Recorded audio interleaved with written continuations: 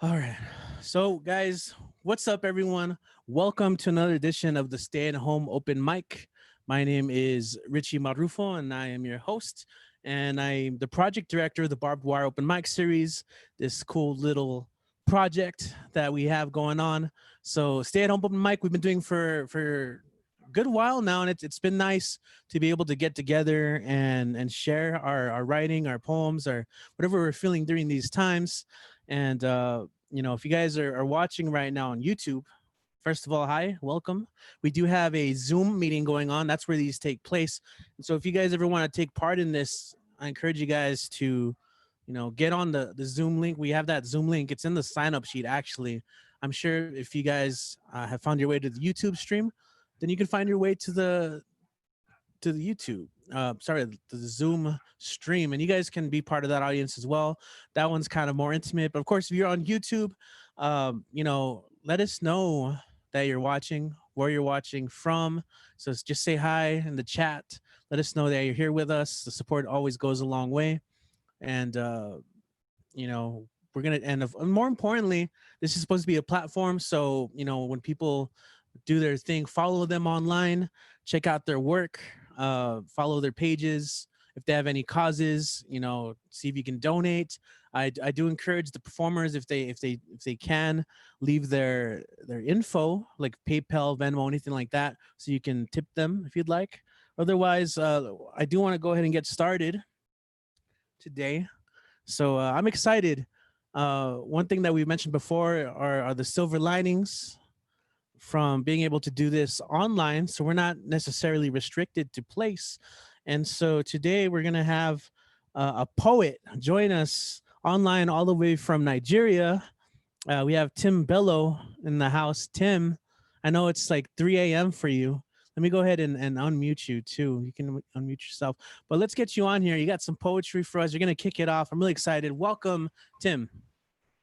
Yes, it's good to be here, and this is my first time of joining, and I look forward to more and more of this. Even though the timing is not really the same, but I like to be here, and I'm glad I'm here. Yes, of course. Okay. Welcome. Okay, and I'll start off with a question. There's this poem I have, and it's titled "How Much." So pretty much everyone out there, just try to answer the questions in your mind as much as you can. So, and like the examiner would say, attempt all questions. All right. How much is enough? Since enough is no longer enough. How much do you earn? How much do you spend? How much do you have? How much do you want? How much more do you need to buy the things that are not for sale? How much do you give? How much do you take? How much is the truth? How much lies do you peddle? How much is your loyalty? How much is your trust? How much is your friendship? How much is your love? How much is your sacrifice? How much is your faith? How much is your silence? How much is your voice? How much hate do you harbor? How much love do you give thy neighbor? How much of them do you see in me to assume that I am one of them? How much of us can we not find in them to believe that they are different from the rest of us? How much more? How much less? Abused, molested, battered, and bruised. How much more can you take? How much sorry would it take for your togetherness to end? You loot, kidnap, bomb, and kill, yet we are still standing. How much left have you got? You lie, you cheat, you don't pay your taxes, you don't even obey traffic. How much right have you done? How much sweat? How much blood? How much innocent lives do we need to end the senseless killings in Syria, Iraq, Yemen, Libya, Gaza, Southern Kaduna, northeastern Nigeria? How much Black lives would it take to pay for this freedom? How much? Thank you.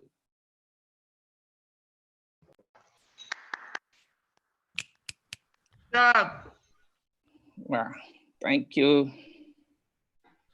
Love it. Love it. Cool. Do you have another one on you?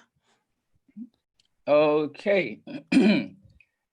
Now, this one is titled Missing Person. In a world where everybody is just looking out for each other, looking out for themselves, not caring about what other people feel and all of that. And, I figured that we have all gone missing. So here is missing person. I like to report a missing person. Me. Do not be perturbed, because this is not the real me. Whoever now lives in this body, I have no idea.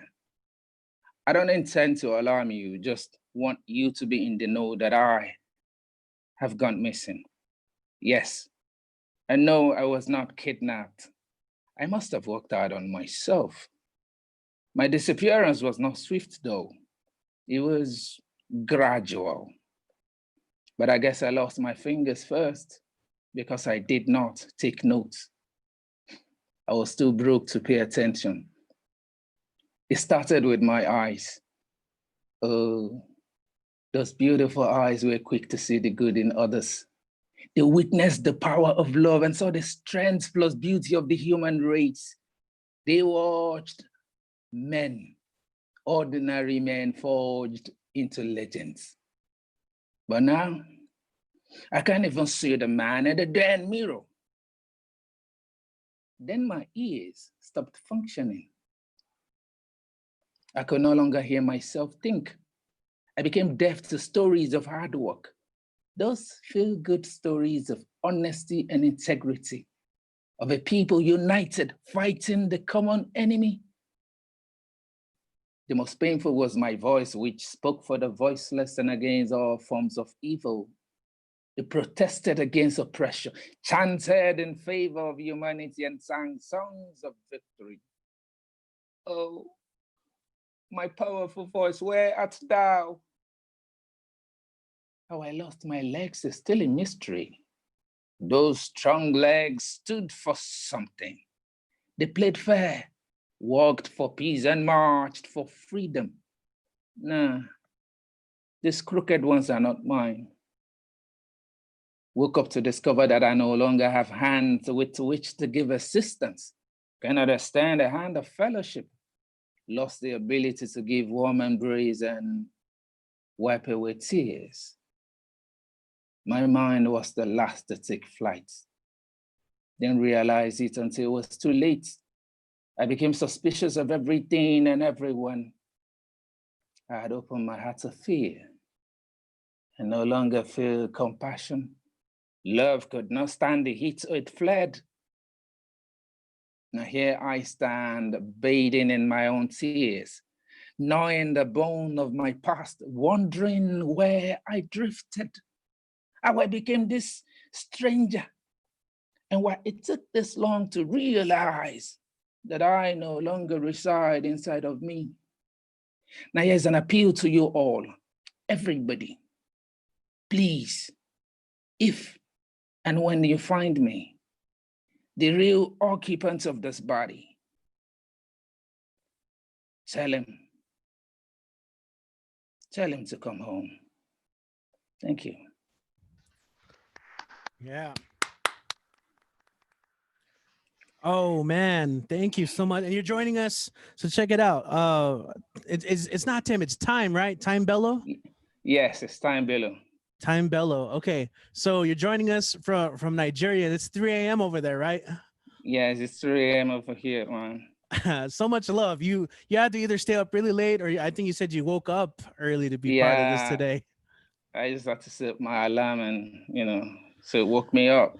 I'm really glad you made it, and I'm sure everyone who's listening to you right now is. And how can we support you? How can we find your work online? I see you on Instagram right here. Actually, you followed us on the BWOMS page. You're a filmmaker, actor, poet. Like tell us about you. How can we follow you online? Well, like you said, I'm on Instagram as Time Media and Entertainment, Time Niger. I do poetry. I train lots of underprivileged kids in poetry who want to like to do poetry for a change and all of that. So, and I support one or two causes on my own. I'm starting my own and trying to use poetry. There's this series I'm starting very soon. It's called Protest Poetry, where we use poetry for, people can't march anymore. You can't go out like before. And even when you can, you have harassments here and there and all of that. So I'm looking at us using poetry to speak to what we want to do, to, kind of let our voices out, to support whatever causes we want to support using poetry. So with protest poetry, it's non-violence, it's just you and your voice. So that's one of the things I'm working on, which is going to be out there soon. And I'm hoping a lot of poets out there will really find their voices and lend their voices to a lot of causes around the world. So that's basically what I'm about right now, and doing my short films and doing, any other thing that I can do to bring awareness to injustices and all the ills and evils around us and all of that. That's what I do for now. Yeah, right on. And appreciate that. That's very beautiful. In fact, you have a certain power, like a kind of like a weight in your performing voice. So that's really cool. Yeah, I Thank see you. you. We just find you by looking up your name, Time Bello. Yeah. Timebello. LLO, yes. Very cool. Well, thanks for joining us. We're here every Monday at 3 a.m. You can set your alarm for 4 a.m. We'll probably still be around another hour. You get another hour of sleep, But it really does mean Okay. a lot. Yeah, thanks for joining us, man. Yeah, it's my pleasure, man. It's my pleasure. All right, cool. So we're gonna go ahead, and that was such a great way to kick it off. We're gonna go ahead and continue with our open mic. In fact, our next performer did his first time just recently, and also I believe was able to participate in our very first Tumble Words project back. We have Dr. A in the house, and he's gonna share some poetry and prose. How are you doing today? Good. Thank you, Richie. Appreciate it. My work, you're right. I did participate in the workshop this weekend, and I was able to write some things, but my work isn't ready for prime time yet. So I actually wanted to share another poem by my youngest son, and he's gone political this time, which is a good thing. And I've got a really tough act to follow after Mr. Bello, but I'll do my best. This poem is titled Corrupt Politicians. I hate corrupt politicians. I can never trust a person like that to make a decision. You just wanted America to hate again. That was your true vision. You just caused more division. The crowd screaming, hate the opposition. If we're coming for you, we're coming with precision. Let's stop putting the rich in power. That shouldn't be their position. This is for the frontline workers fighting for something. What do you call a person who's standing for nothing? Well, I call them a coward. I guess they can't see Black people's lives being taken away every hour. I guess they can't see the police and the government abusing their power. Is our president a racist or a rapist? I think he's both. Some of his followers are brainwashed. They act like he's the Holy Ghost. We got people who are trying to live a better life, who are locked up in cages. We have to fight back to start making changes. The blindest man is not the one who can't see, but the one who chooses not to see. Why do you always have to judge us on the way we protest? At least we're the ones who are starting to take notice. You see, a white man shoots up a church and they arrest him peacefully. A Black man pays with a counterfeit bill and gets killed slowly with a knee. Didn't this country say all people are created equal? Then why do we still treat people differently? No matter what the color, we're still people. I'm sick and tired of seeing this evil. We got kids in cages bleeding and crying. We got too many innocent Black lives dying. We got too much police brutality. Even with all that going on, our president can't show sympathy. I guess protesting wasn't enough. We have to do things differently. It doesn't matter if you're white, Asian, Hispanic, or Black. It's time we get together and fight back. Don't wait for the change, be the change. And again, Yeah. this is by my youngest son. That's beautiful. That was the perfect follow-up. Yeah, come on. Thank you. Thank you all. Appreciate it. Looking Cool. forward to the rest of the performances. Awesome. Yeah, and hopefully you can keep coming back. And again, your son's also welcome to come read. And once you got more material, if you like tumble words, I'm sure you got to write some of your own material as well. I did, and as soon as I think it's ready for prime time, I'll share it. I have been trying to encourage my son to share his work himself, but he's not quite ready to do that yet. Yeah, that's fine. This is also kind of a strange medium. I miss the day where you can just kind of go to the coffee shop or the bar and just share your poem in front of people. But we're trying to make by. The whole internet thing. Sometimes it's not perfect, but we're trying, and that's all we can do. And it's cool to connect with new people, and that's actually really nice. So yeah, whenever whoever is watching, if you've been a little shy, that's completely fine. I get it. But I encourage you. It's not the worst thing in the world ever. So whenever you're ready, we're here. We're here on Mondays 8 p.m. The Barbed Open Mic series. You can just follow any of our social media pages, and we always post the link for these shows. So yeah, if you have any questions, just shoot us a message on any of our social media. Shout out, by the way, to everyone on the chat right now. It's looking pretty lively. Hello chat, YouTube chat. And of course, we got our Zoom chat as well. It's good to have everyone here. Dr. A, was that it? Was that the only one for today, or did you have another one? No, that's all I had for today. Thank you. Okay, cool, awesome, short and sweet, brief. You know what I like? I've been watching the Neo Rican Poets Cafe does an open mic on Mondays as well. They're like a classic. They've been around for a good while, and they've had big names hit their stage, but they're doing online mics as well, and it's really fun to kind of just watch. I forgot where I was going with this. They on the Monday nights, it's poetry based, and they do a theme, which I think is really cool because it encourages people to write. I know for a little while I was doing monthly themes, and I kind of just stopped doing them because nobody was really writing them. Maybe I'll try and bring it up again, just because maybe now people have some time to write and do want to write.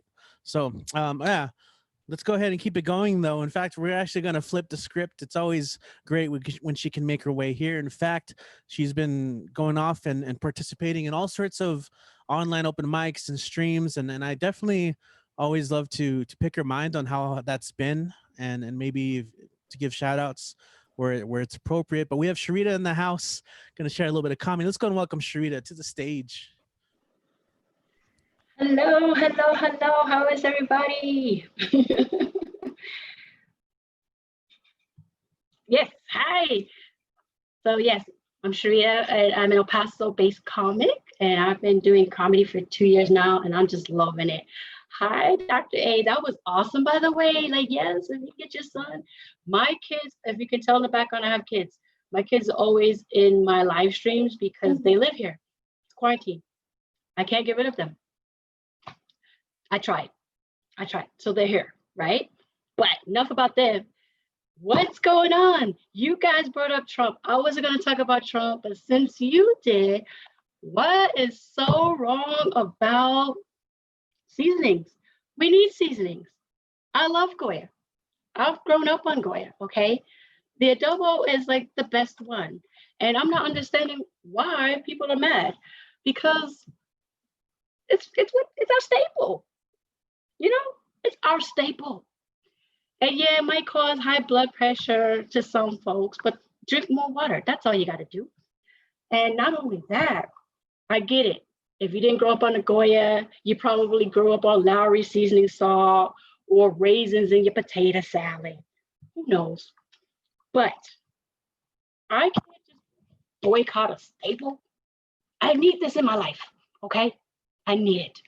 I've grown up on this. I'm gonna die on this. I'm 43 years old. It makes me look great. What? So next time you're in the aisles, remember, good, good, good, great. So yeah. What other scandals are in the news? How about entanglements? I'm a cougar, yes, but I've never actually tried to be entangled. It sounds so erotic, so in your face. So high class rich. You know, the rest of us, we just call it what it is. We call it complicated. That's what the Facebook status I have, you know, it's complicated. You know, we go out and we like, oh well, I'm kind of seeing David. Mark is doing his thing, but I can't tell. A lot of people want to add a Rachel. I don't swing that way, but if you do, yes, you know. So it's just like, yeah, nothing wrong being entangled. The new word of the day, right? Giving us cougars a way in. That's why I got my ears on today. What? So if you're in your cougar letter, call me. We start our own entanglement. Now the only thing is, I don't have Jada cougar money. I have Goya. I'll cook for you, right? Because isn't that what they say? The way to a man's heart is through his stomach. I got to keep it G-rated. I got kids, right? Oh, I don't know about New Mexico now. I've been over there. I'm waiting for In the Mountain guys because you can get all entangled in the mountains over there. What? If you haven't been, catch me over there because I'll do shows over there too. I'm like, oh, wait, I do comedy shows at In the Mountain guys. I have to specify that. I don't want y'all thinking I'm entangled in it. So enough about that, right? So I'm like, who's ready for the winter? Get you a cuddle buddy. Not me because like I like my space. Like it's hot right now, 111 degrees. So in the wintertime, it's gonna be hot again in El Paso. I've been here like 13 years. Oh my goodness. I love it here because what am I not doing? Shoveling snow. We're not doing that. Not doing that. Y'all can have all that snow. I'm good. But that's my time. Thank you for listening. I hope to catch y'all another time. Yeah. Awesome, Sharita. Yes, Thank really you, quick. thank you. Yeah, really quick before you take off or move on. Before we move on, first of all, how can people find you and support you online? All right, so online, I'm Sharita Gonzalez on Facebook. On Instagram, it's Sharita, but instead of the I, it's a 1. So it's SHAR1TA. And that's the same thing for Twitter. Twitter, it's a 5, HAR1TA. So please, please, please follow me. I'll be your best friend. Thank you for the support. And of course, Richie, thanks for the platform. Yeah, of course. I mean, one of many. I know you've been participating in some other open mics. What's like the craziest one you've been in so far? Oh my goodness. On the online one or like live? Yeah, Oh, online. online? Yeah. Okay, so online we call it, we have the Chicks with Mics, which is a great platform because it's an all-female mic. And surprisingly, they're not bashing men. You would think it'd be like, but what it is, it's a movement because I don't know if you heard the rumor that it's really hard for females to break it into comedy, especially with the scandals with Chris D'Elia, and not just him, but remember like Joey Diaz came out. He's like, I got people. You want to get on the stage, you got to do a couple things, So that one for me, it's women talking about everything, and then here I come. I'm like, I got kids, So it's just trying to find your way into the mic and find your voice. And it's funny how we go from doing live entertainment to Zoom. You're still bringing it. You're still nervous, of course, but you just bring it. And I know I'm not going to be for everybody, but I hope that my comedy does make you smile. Awesome. Yes, I enjoy it. I mean, I think a fine laugh is a beautiful thing. So the pursuit of finding that laughter is a noble cause. Appreciate it. I know we haven't been having too many comics come to these. just because I know, you know how some people feel about these online mics, but ultimately, it's cool. Like I said, to be able to still practice your writing, your craft. The obviously the interaction is a little different, but it's a little bit of a sacrifice to still do your thing. It is. And I think the online mics help you network. Because look, we have time from Nigeria. We have a Saturday mic where people from San Antonio, United Kingdom, London, which is probably 2 different areas, and Jamaica come onto that mic on Saturday. And of course, we do this common courtesy. We let them go first because of the time zone, right? But think of the networking opportunities that these comics are missing out on. But also too, Richie, I think what it is like your mic is like, I'm learning to do G-rated comedy with your mic, and that's perfect for me because it helps me do like the G-rated. So that way you get more bookings with G-rated, because not everybody wants to hear the vulgar sometimes. There are mics for the vulgar, super crazy, and over the top comedy. So this is perfect for me. So again, thank you everybody. Have a good night. Right on. Yes, thank you.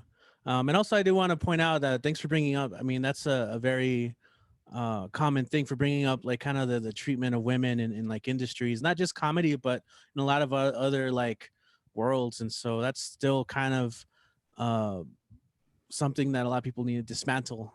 Anyway, we just turned this into like a podcast. Sorry.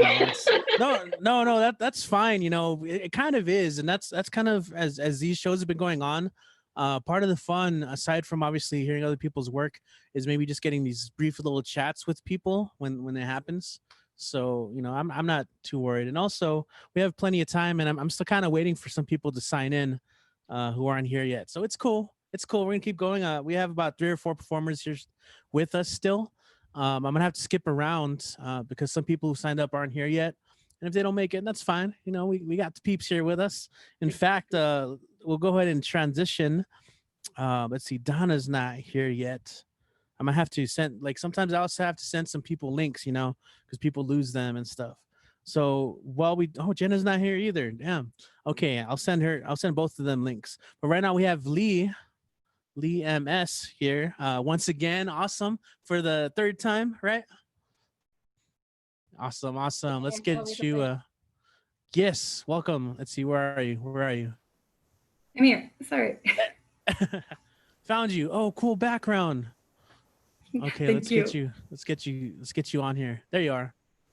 Perfect. Well, once again, welcome. That's your book behind you, isn't it? Yeah, that's my first book. Ooh, I love that. First book. So tell us a little bit about it and then do your thing. So as a background with the book, I have a master's degree in mental health counseling, and I worked in counseling for around 3 years in a nonprofit organization here in El Paso. And after those 3 years, I decided, like, you know what, this is not my thing. I actually like community work as opposed to being a therapist. So writing was a way in which I could kind of mix the 2 of them. And this book, the Para los Locos, is what it's called. It's pretty much a culmination of around 10 years of poetry. So it took a while to publish it, but I finally decided to bite the bullet and do it. So today I'm actually reading you 3 poems, one of them small excerpts of the book. And all of these are about pretty much family ties and immigration. Oh, and the book, you can get them on Amazon. You can look it up as Para los Locos. For the crazy ones, it's the translation. And it's bilingual, Spanish and English. Spanish is my main language, and English, I learned it from age 5 and on. So yeah, that's the first one. So I'll start off. The very first one is actually the start of the book, the very first poem, and it's called Anchorage, or Ancladero in Spanish. I wrote it initially in English, so that's the first one. They dreamt of futures best told from the other side, of things they never said to their elders but had seen in their eyes. He knew of hunger and of blacks and blues and the smell of acid down his throat. She knew of chances and sacrifices, and they threw an anchor across the desert, thinking back then what could be the best for now. And then the translation. Soñaron con futuros mejor contados del otro lado, de cosas que nunca mencionaron a los viejos, pero lograron ver en sus ojos. Él sabía del hambre, de los azules y los negros, y el olor de ácido en su garganta. Ella sabía de oportunidades y sacrificios. y juntos arrojaron una ancla a través del desierto, pensando a futuro, tiempo atrás, planeando para el ahora. So that was the first one. And this is about my parents. I proudly call myself an anchor baby, so that's why it's called Anchorage. I am first generation living in the United States. I actually didn't live here until I was 21 years old, so that was an interesting switch from Mexico to here. Then the next one, it's razones, reasons is a translation, and this is for my grandpa. En su mano cae la arena que nadie más logra ver. Tras su garganta atorado un nudo que no logra deshacer ni con la más fuerte bebida. Pensó esto ya varias veces. Intenta explicarlo, pero parece que hablaran en lenguas, ya que encuentra solo ojos perplejos fijos en él. Y llanto. No, alaridos, vociferando su nombre. En su mente nunca fue tan dramático. Sostiene en otra mano un rifle sin salvas y mira a sus piernas, intentando ignorar los ojos que no dejan de acecharlo. Le es indescifrable porque no lo considerarían razón suficiente y de la frustración de sus ojos ruedan lágrimas que queman la piel a su paso. Encuentra el grito en vez del llanto y concuerda que no, este no es el día.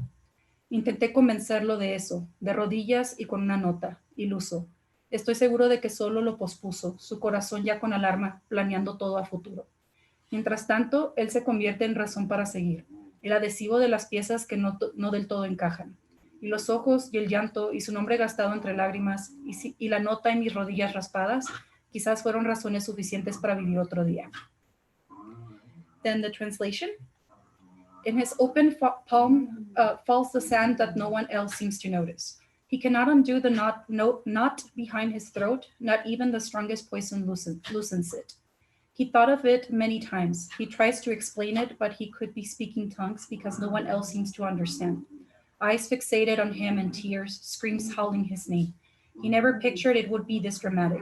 He holds on one hand a rifle without blanks and takes then a long look at his legs, attempting to ignore the eyes that continue watching.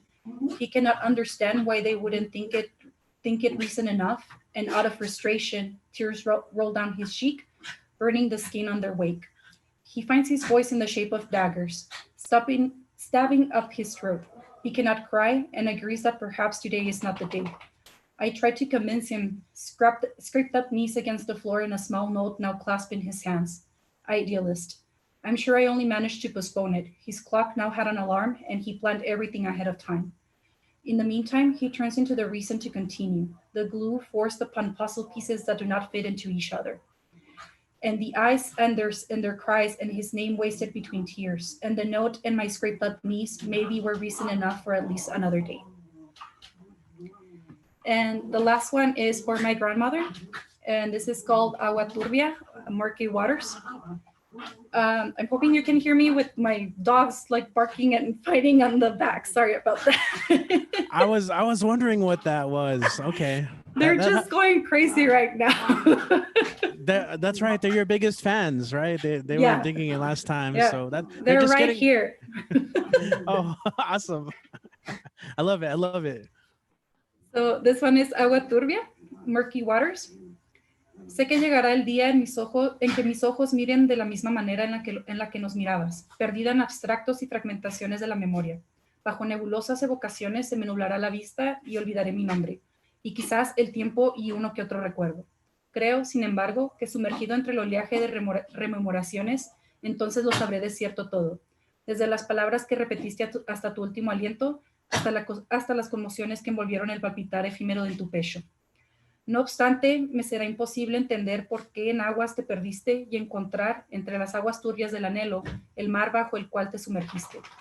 Sé que llegará el día en que mis ojos miren de la misma manera en la que me mirabas, y me pregunto si bajo esas aguas, absorta en ti misma, cuando lo supiste todo, lograste ver la manera en la que te miraba.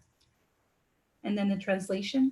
I know there will come a day in which my eyes will meet the world the same way yours did, lost between abstracts and fragments of your memory.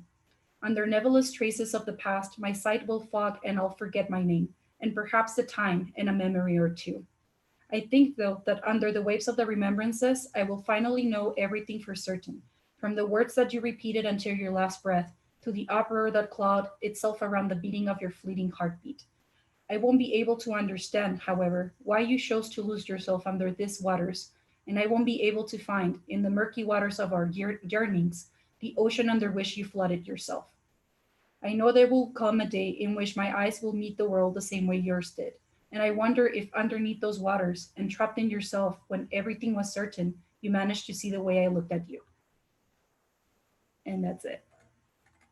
I love it. I love it. And I actually really appreciate the fact that you do the translations. And I wish we had more of that here, you know?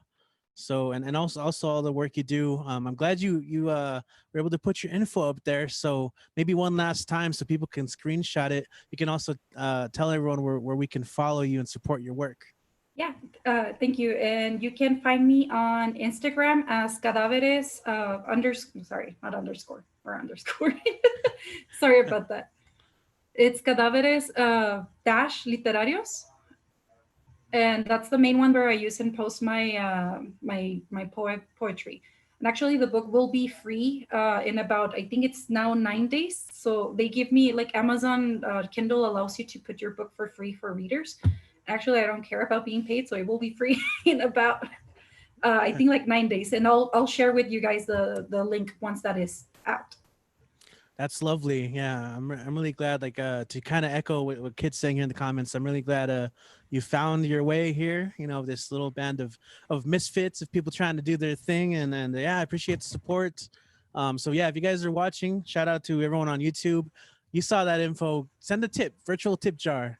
Support our artists through these times, you know. I know you just said that, you know, you don't care about it, but it's nice to have.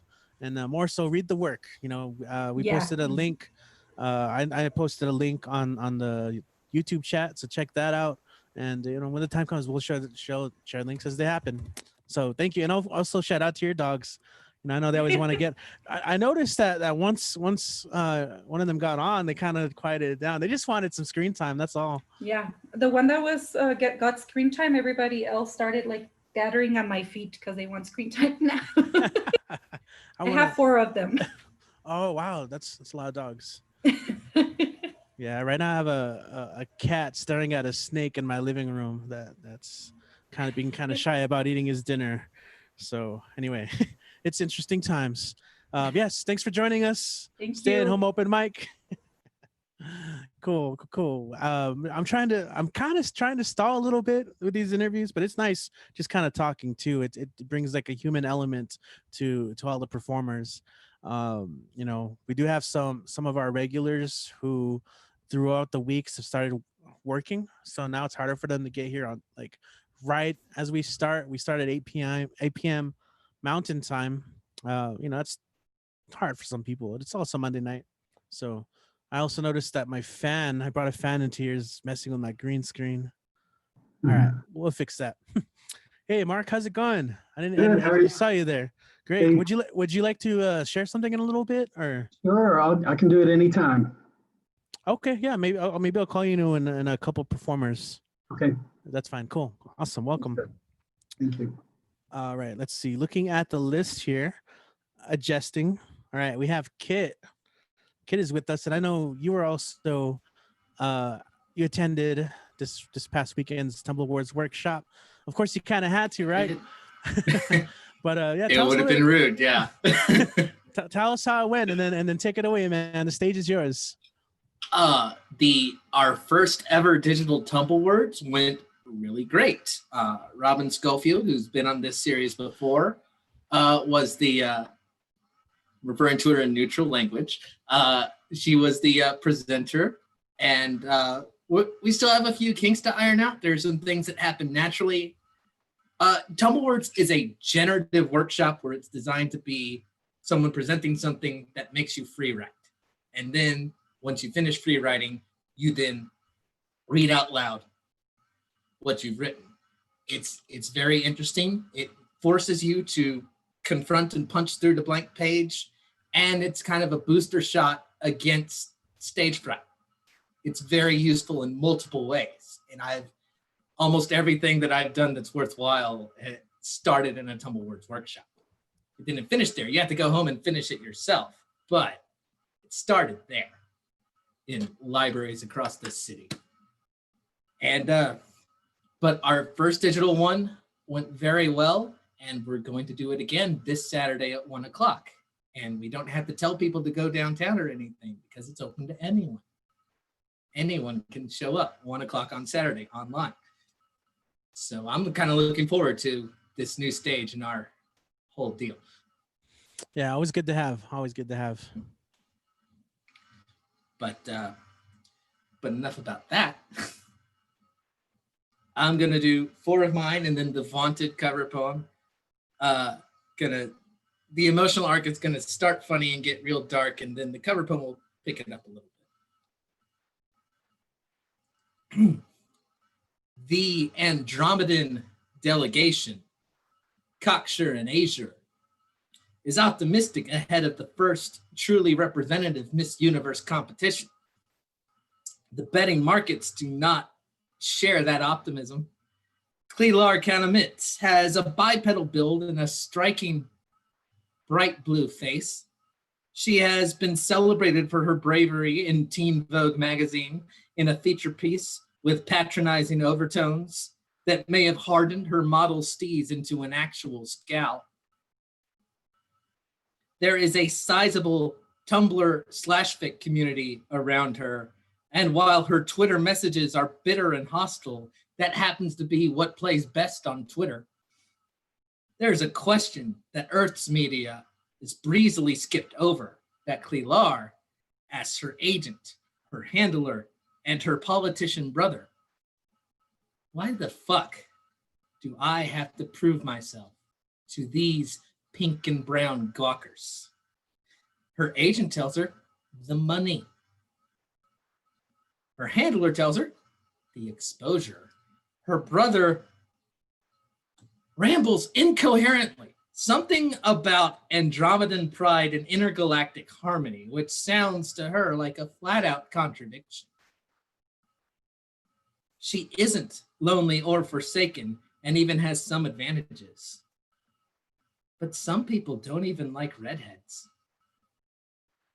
Join me, won't you, in saying a soft and hopeful prayer for Clelar as she faces down our planet's insensate drive to make everything look like us.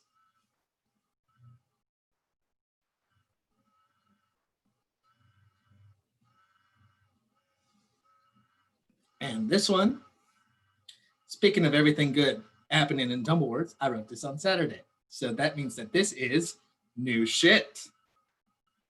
New shit. Ooh, shit. Yes, thank you. New shit. We are keeping the flame alive. Yes, thank you. I need to know all of the things that could happen. I will make a map of their features, a feat of social cartography. I don't need to climb the mountain like Edmund Hillary did, but I would like to know where its shadow stops. There are more features and fissures by the minute, more places and things to be. Everyone has ditched the binary, and it follows then that the 4 cardinal directions will also fly away, and we should all move towards our fates diagonally. You get many chances to make a map, more than with a book or a life. You are not married to your mistakes. This room used to house a dragon and a floating compass rose. Now it has beer cans and Christmas cards and other things that can't hurt me anymore. This map will get better with every iteration. Hills will rise in its blank spaces in joining valleys between. Endless plains will meet the edges of cities. And the imagined corners of the flat earth will bend, fold, lose their sharp angle, and eventually meet.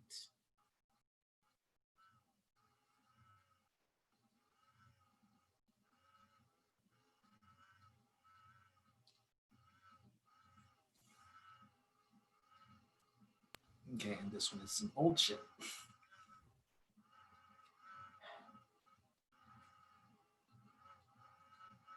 I get really meta sometimes, and I find that annoying in other people, but I feel like I'm allowed to do that because I'm vain. Browning and Tennyson sit side by side, both discomfited by the bearded man who smells like clay. The three of them here in New Jersey, of all places, at the bidding of a tyrannical man who says that he can keep music in a cage. It is not that Browning and Tennyson hate each other. Rather, they feel locked into a kind of staring contest. Neither can be the first to pay a compliment. They desire, though they cannot say so out loud, to be courted.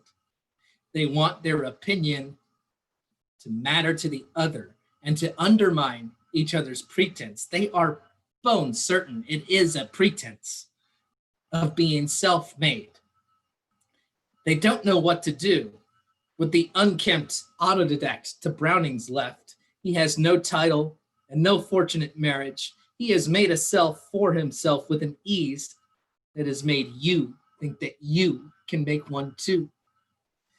The closest thing to art Thomas Edison made himself was a video of the electrocution of an elephant in the name of demonstrating alternating current.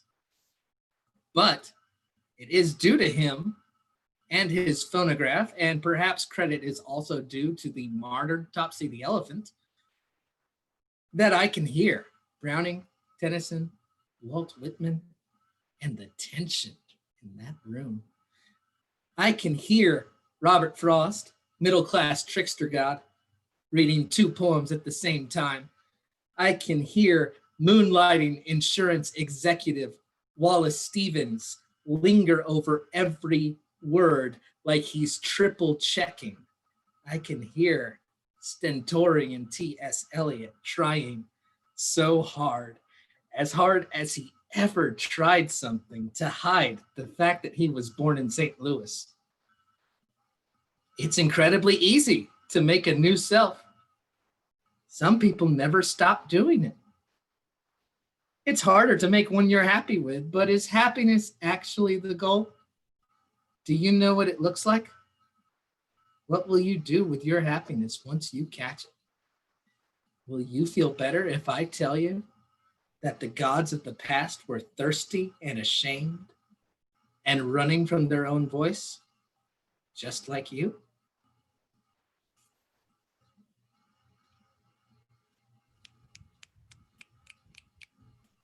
Okay, and our new friend from Nigeria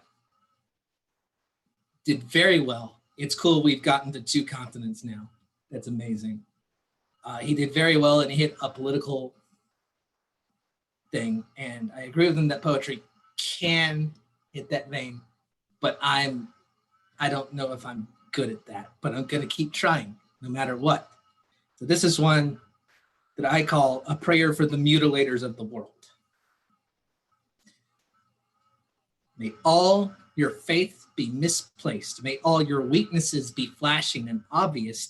May the parts of you that you've chosen to starve still shuffle on, malnourished but nagging like a certain cricket.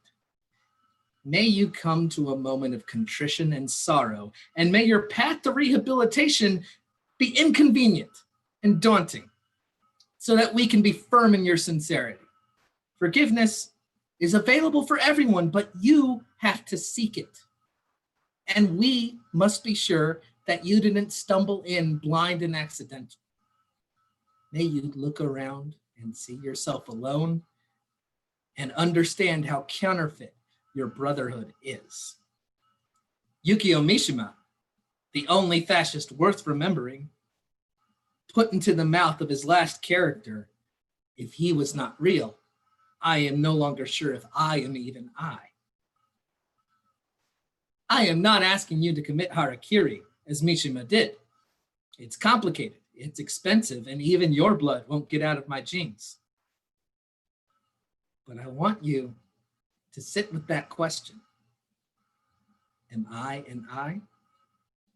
May it pop into your head every time that night becomes morning.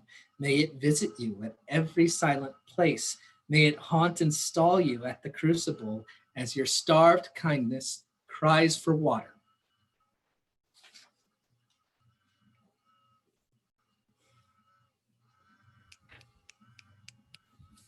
And for those not initiated, I said to myself a few months ago, musicians do covers all the time.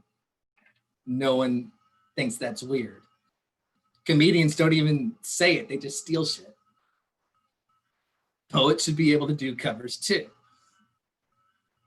And so this is Perhaps the World Ends Here by Joy Harjo. The world begins at a kitchen table. No matter what, we must eat to live. The gifts of earth are brought and prepared, set on the table. So it has been since creation, and it will go on. We chase chickens or dogs away from it. Babies teethe at the corners. They scrape their knees under it. It is here that children are given instructions on what it means to be human. We make men at it. We make women. At this table, we gossip, recall enemies, and the ghosts of lovers. Our dreams drink coffee with us as they put their arms around our children. They laugh with us at our poor falling down selves, and as we put ourselves back together once again at the table. This table has been a house in the rain, an umbrella in the sun. Wars have begun and ended at this table. It is a place to hide in the shadow of terror, a place to celebrate the terrible victory. We have given birth on this table and have prepared our parents for burial here. At this table, we sing with joy, with sorrow.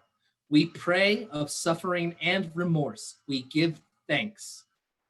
Perhaps the world will end at the kitchen table while we are laughing and crying, eating of the last sweet bite. Yeah, man. I'm a big fan of Joy there. I as a saxophone player and you know, aspiring poet, I really dug her work. And she's a former poet laureate, right? Or she's still poet laureate? I think she's still poet laureate. Okay. And like, Man. since the president can't read, we can be sure that he just like picked the name randomly. Yeah. So like, yeah. she does deserve it, but it happened kind in less than ideal circumstances. But we should still celebrate the victories where we find them. Yeah, definitely check out her work. I'm a big fan. Cool. So, yeah, the cover poem.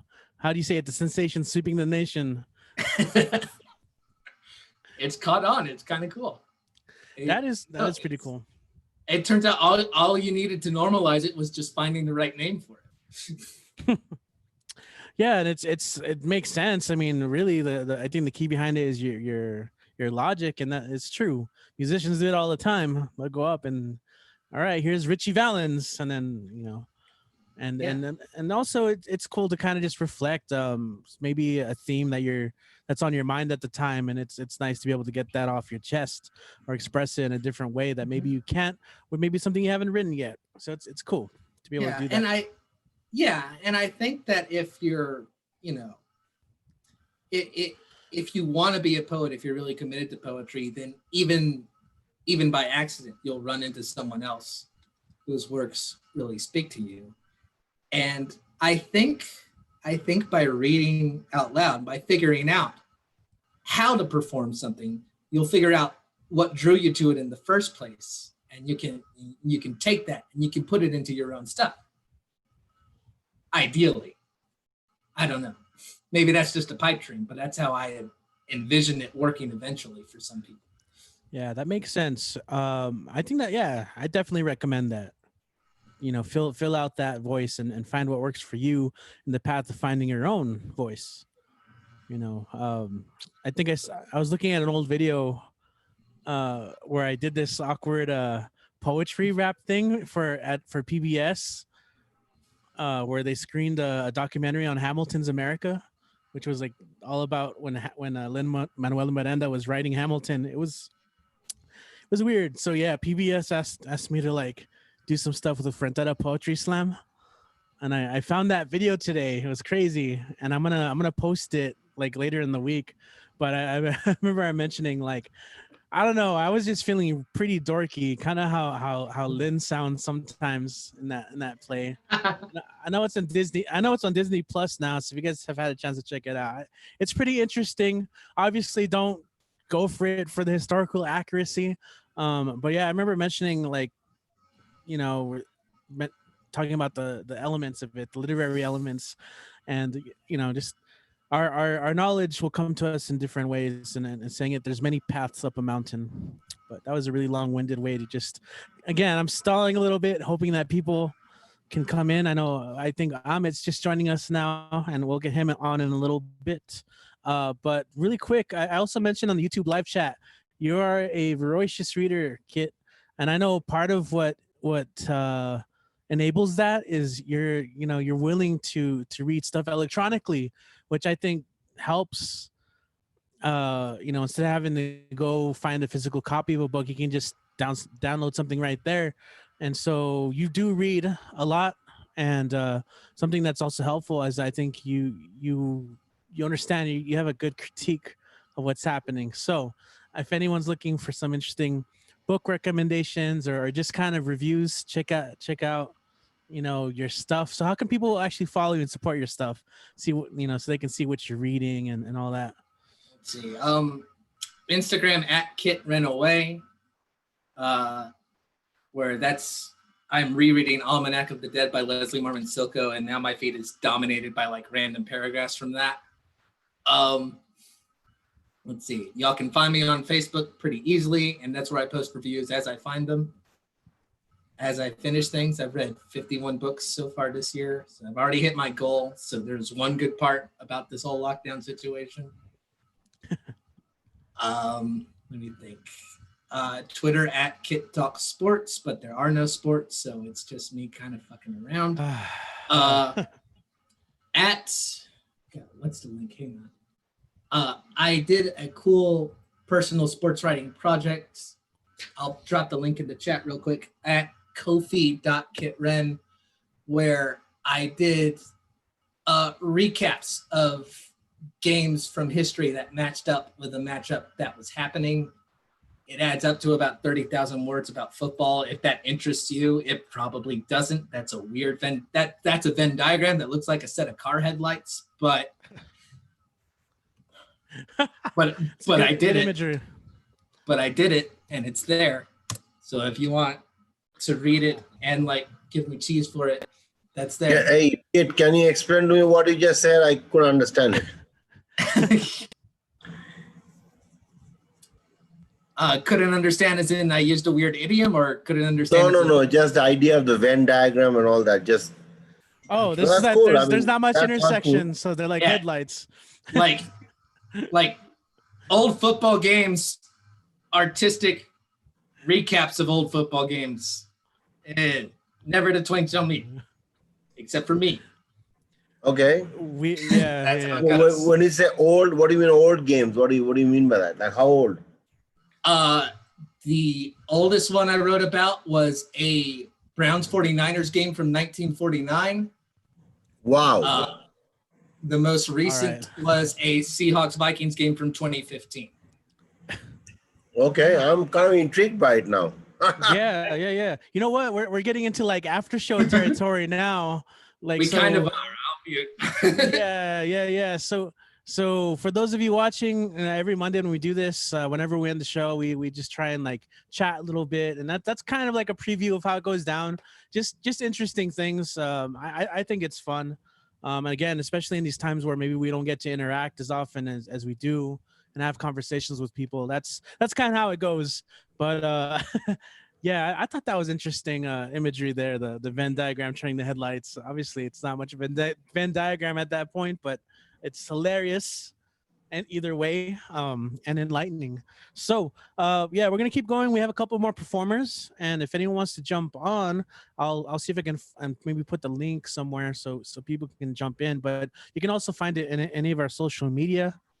I don't know how my video is doing because it's super hot and my computer is like heating up like crazy. But we have Nico Kim. I know I told you you're up next a little while ago, so. Are you still here with us? Let's get Nico I'm still up here. here. Cool, man. Nico, how you doing? Welcome. Hey, it's Welcome good. It's back. good. Thanks, guys. Kid, I always love following you. So many things to say. Like I was gonna say so many things, but now I can't remember what I said. Living in Illinois You has just need to take notes. True. I could do that, but then who takes notes at an open mic? That'd be kind of geeky.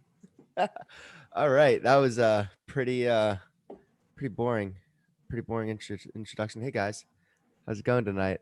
So my fiance is watching, and I haven't really written any poems to her or about her recently, but I did recently, like I would say within this last week. I'm not going to start with that poem, but I'm going to say that second, and then I'm going to do a cover poem by Poe at the end. But I'm going to start with this poem. And this poem, I was trying to remember it, but I couldn't remember how it ended, so I kind of rewrote the ending. So here's something that I wrote a while ago with a new ending. As I look up towards the sky, it reminds me that I can't fly. I know I can't run as fast as light speed, nor am I as strong as 1,000 steed. I can't breathe underwater, nor can I read your mind. But without all of these powers, there's something about me you will find. I'm the jack of all trades, but you're the queen of my heart. My love for you could never fade, even if we are apart. My love for you is incomparable. The best I have is take the depths of the sky and then twice that variable. So with this scenario, no, I'm no superhuman. I'm no Superman. But without any powers, I'll do the best I can to give anything that you can desire, to give. And all I require is that you do the same and love me back. I know I'm not the most understanding man in this world, but I do have the knack to try and yield my ego for you, because I think that's what lovers should do. And you've done it for me often too. So who am I to expect superhuman feats from you, or expect it from me? All I know is in your arms I'm free, and that's the only place that I want to fall asleep. Thank you. Yeah. Yeah, it has some work, but I had to start with that because I wrote that a while ago, and I'm like 99% sure I'll say seeing the woman that I now call my fiance at the time.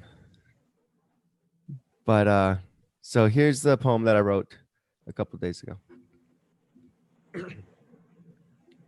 Sure, I'll want to stick my dick in a chick or two, and there'll be times when I follow through, but the only thing that I can promise you is that you cannot be replaced. Disgraced from being a man of sin, no one else has the patience or understanding that you have given to me, so I can only do the same. I never want to see you suffer. It's the reason I'm doing all this stuff for, and I will choose the tougher route to help you feel content. I'll never lament or cuss toward any dream that you can muster, deeming you the master or mistress of your own fate. We have a date with destiny to make a beautiful mess of things and be to the world a recipe of nonchalant, constructive disaster. It's the world I'm after. And with you by my side, there's no obstacle high or tough enough for me to not topple over with my fists. I'll never quit fighting for you to be on my side, and never quit fighting for you to go and find some manifestation of your dreams. If it be love, be it with me. If it be anything, we'll get you to be or see the destiny you desire. You are my fire, the light that inspired Icarus to fly, Prometheus to fight, Odysseus to sail, my Penelope tending her tender perennials. I thank Persephone and Selene for the serene queen of meaning in my life. My future wife is the only woman who could ever own my heart, mind, soul, and dick.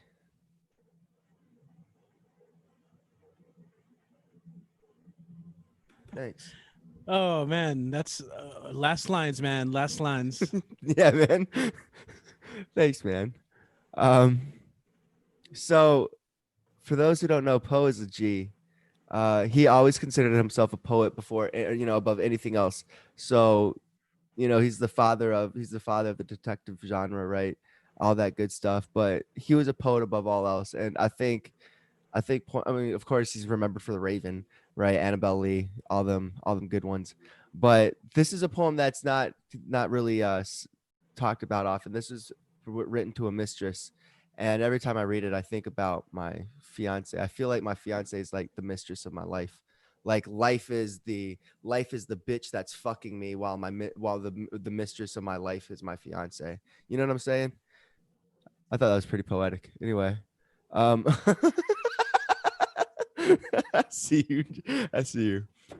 So this is to FSSOD, but it's Francis S. Osgood, from Poe. Thou wouldst be loved, then let thy heart from its present pathway part not. Being everything which thou now art, be nothing which thou art not. So with the world, thy gentle ways, thy grace, thy more than beauty, shall be an endless theme of praise and love, a simple duty. Looking alienated from where the rest of the country is or out of touch. Uh-oh. Yeah. It's all good. But yeah. Yeah, that's it. It's a short poem. Short poem, man. Short and sweet. Yeah, we got the news update right there for a little bit. I thought that was So I'm gonna plug my stuff up. I'm always gonna do it because I've only seen like one review, maybe 2 reviews from El Paso, and I'm trying to say El Paso is my city, like that's where I'm from, even though I'm in McHenry, Illinois. Like, but I claim El Paso as the city that kind of started all of my, I'll say my artistic vision, all my artisticness. Yeah, English degree, dude. Getting his master's in English, and artisticness is the word he just used. How's it going, gentlemen, ladies and gentlemen? Yeah, so we are the Psychedelic Podcast. That is the psyche, like the mind, -delic podcast. We actually have a Patreon. We have shirts, and so hopefully the next time I do this, I'll have a shirt to wear that you guys could see. So yeah, we have merch. We have all that. We're doing pretty well on the Apple Podcast. We've ranked top 50 in America, as well as in the UK and Canada, top 100. So definitely check us out. I'd love to see everybody here who's on here to give us a listen, rate, review, because I think we're awesome and we're going up. Thanks for having me, guys. Yeah, that's great, man. Actually, I wanted to ask you more about that. So how many are you in that podcast? Looks like there's at least 2 or 3 of you. Yes. So the whole crew, the whole psyche team, the whole meme team is me, my boss, Tina Marie, her husband Robert, and then one of Tina's friends, Dawn, and then another Tina's friend, Chris Cap, something Cappy. Cappy is like our social media guy. He sometimes joins us on the podcast, but Tina Marie's the main host, and she's a friend from high school. But there's like 5 of us, but typically 4 is what we look for. And where are you guys all based out of? So we've got Tina and her husband out of Texas, and then Dawn out of North Carolina, and Chris out of North Carolina. I think they actually just they're close to each other now. Okay. Yes. Awesome. So, dude, thank you for coming on. You always have such interesting metaphors in your face, metaphors that throw me for a loop. I must say. Thanks, man. It's always great having you. And we got to figure out what with the music, because I know you rap and you sing too, and I definitely want to showcase that in the future. So yeah, we'll talk about on that. The YouTube. It comes off like delayed. I did see Lee MS in the questions ask. It's at psyche.delic podcast. I think that's right. I know I have you followed, and I'll look on Instagram. I'm confident you're following us on Instagram as well, Lee. Nice. But yeah, thanks for having me, guys. Yeah, we'll make that happen. Especially on Instagram. I think that's where most people are at. We'll share those links for sure. And I've been meaning to showcase you guys too. I want to do a little little showcase of what everyone's working on. In a couple of weeks, I'm gonna be featuring my friend Di Ortega. She had a book of poems she released a couple years back. She has a new one out, and it's all about, she does roller derby. So she has a book called My Derby Romance, and it's pretty cool. I'm gonna go ahead and I'm gonna see if I can get her on to read from it on this show on Mondays, and I'm gonna try and see if I can do something else as well, like a feature on our Instagram page. But we're The gonna last keep going, thing, guys. just the last thing I wanted to say is I'm gonna be here for the after party. Everybody should. It's an awesome time. We just kind of sit back and shoot the SS's stuff. Anyway, yeah, it was great. Thanks, guys. Great description, man. Yeah, that does happen. This has been kind of like a hybrid show tonight, where I'm extending it just a little, but I think in exchange we're learning a little bit more about people. I'm trying to be better about this, but we have a couple more performers. We're gonna bring up Mark Pumphrey, and after that we have Amit, followed by Jenna, and then Dan, and then hopefully Amanda. So Mark, I see you here with us. Thanks for joining us. Let me unmute you. There you go. Hold on. Let's get you unmuted. I think you can unmute yourself. Yeah. Yeah. Hi, everybody. Yeah. Thank you, Richie. I write prose mainly, and I write only at Tumblewords once a week. We meet every Saturday.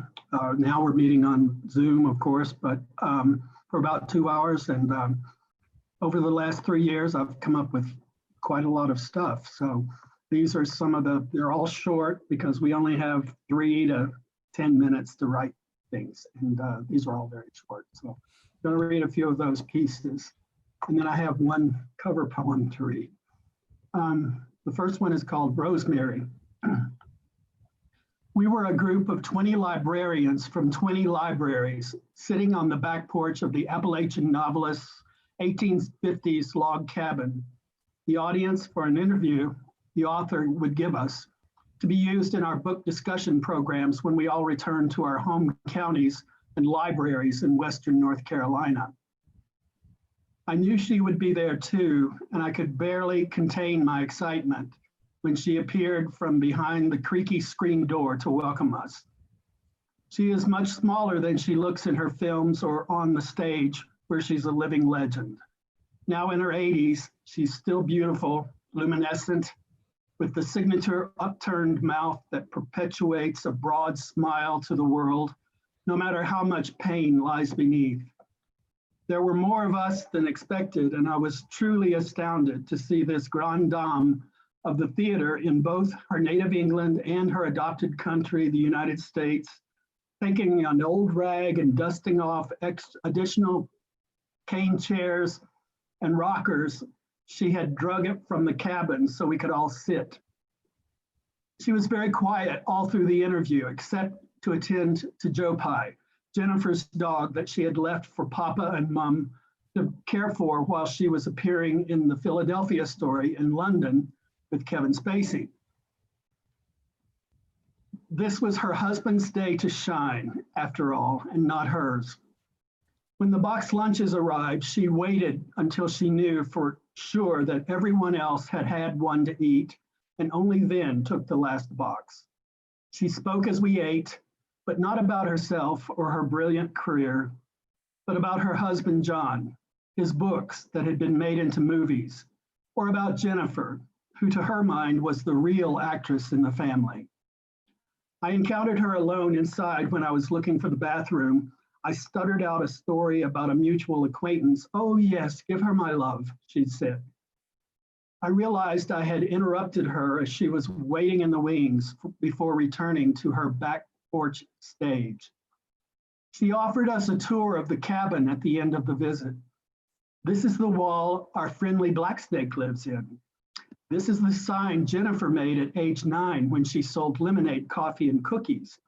And this, putting her feet as if doing blocking for a director, is the exact spot on which John and I were married back in 1967. We met on a train.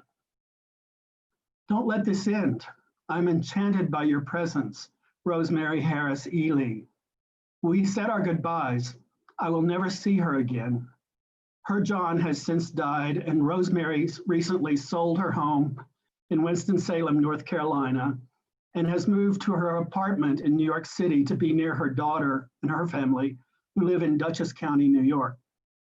As we drove away that memorable day, I watched Rosemary until she was out of sight through the woods surrounding the Mountain Craft Artist School at Penland, one of the 7 schools her husband had started as a special assistant to a former great governor of the state of North Carolina, where their log cabin is. As I finally lost sight of her in my rear view mirror, Rosemary was still looking deeply into the eyes of her beloved husband. The next piece is called 15.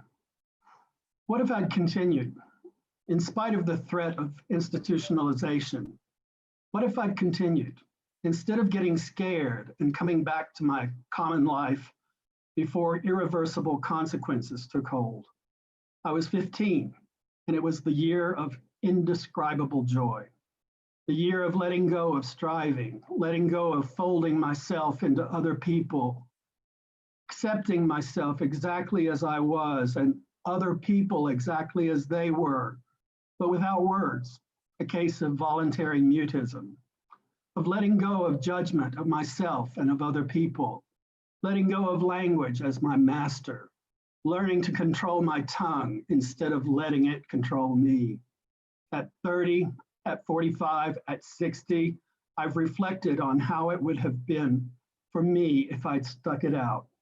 If there was a second time, the only change would be that this time there would be no Bible to guide me, but just the peaceful descent into complete transcendence by way of Zen Buddhist meditation.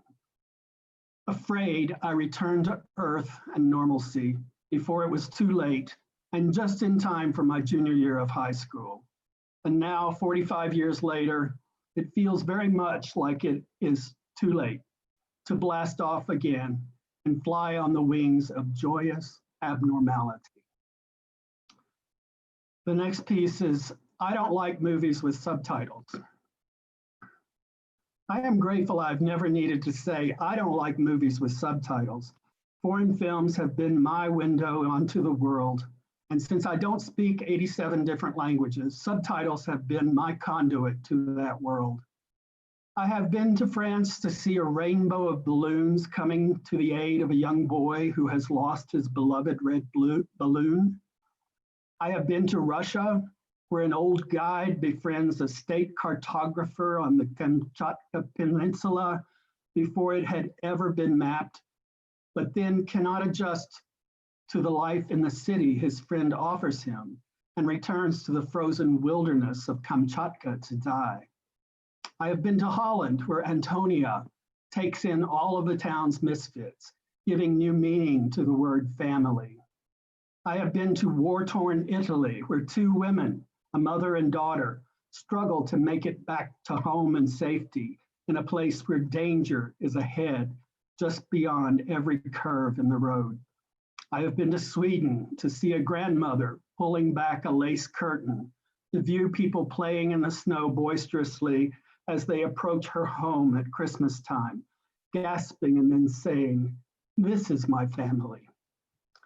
I have been to India, Japan, Africa, South America, the frozen north, and the burning desert many times. And every time I have encountered so many interesting people with so many stories that needed to be told. I am grateful that I had never had to say, I don't like movies with subtitles. And the last piece that I have is the history of Kentucky orphanages. Flipping through rummage sale books, I came upon the history of Kentucky orphanages, turning randomly to page 142, which just happens to be my favorite number. I found her. The photograph, or rather its subject, leapt off the page. A teacher of the younger orphans. She was dressed all in black with a black bonnet. She wore the somber look that was expected in photographs taken in the 1800s. But her face, it was stunning, creamy white with eyes that peered not into the camera, but into my soul. I had to find out more about her. She was from nowhere, but had become the primary teacher in 1882. The headmaster praised her for being resolute and disciplined in her approach to teaching the children, imparting wisdom as well as learning during every school day. She taught at the orphanage school for 10 years, a long time for a teacher in those days to remain in one position. Then in 1892, she disappeared from the pages of the history of Kentucky orphanages after page 410. What could have become of her? Why was such a beautiful woman of that era unmarried at the age of 29? A few pages later, I saw him, the local patron of the orphanage.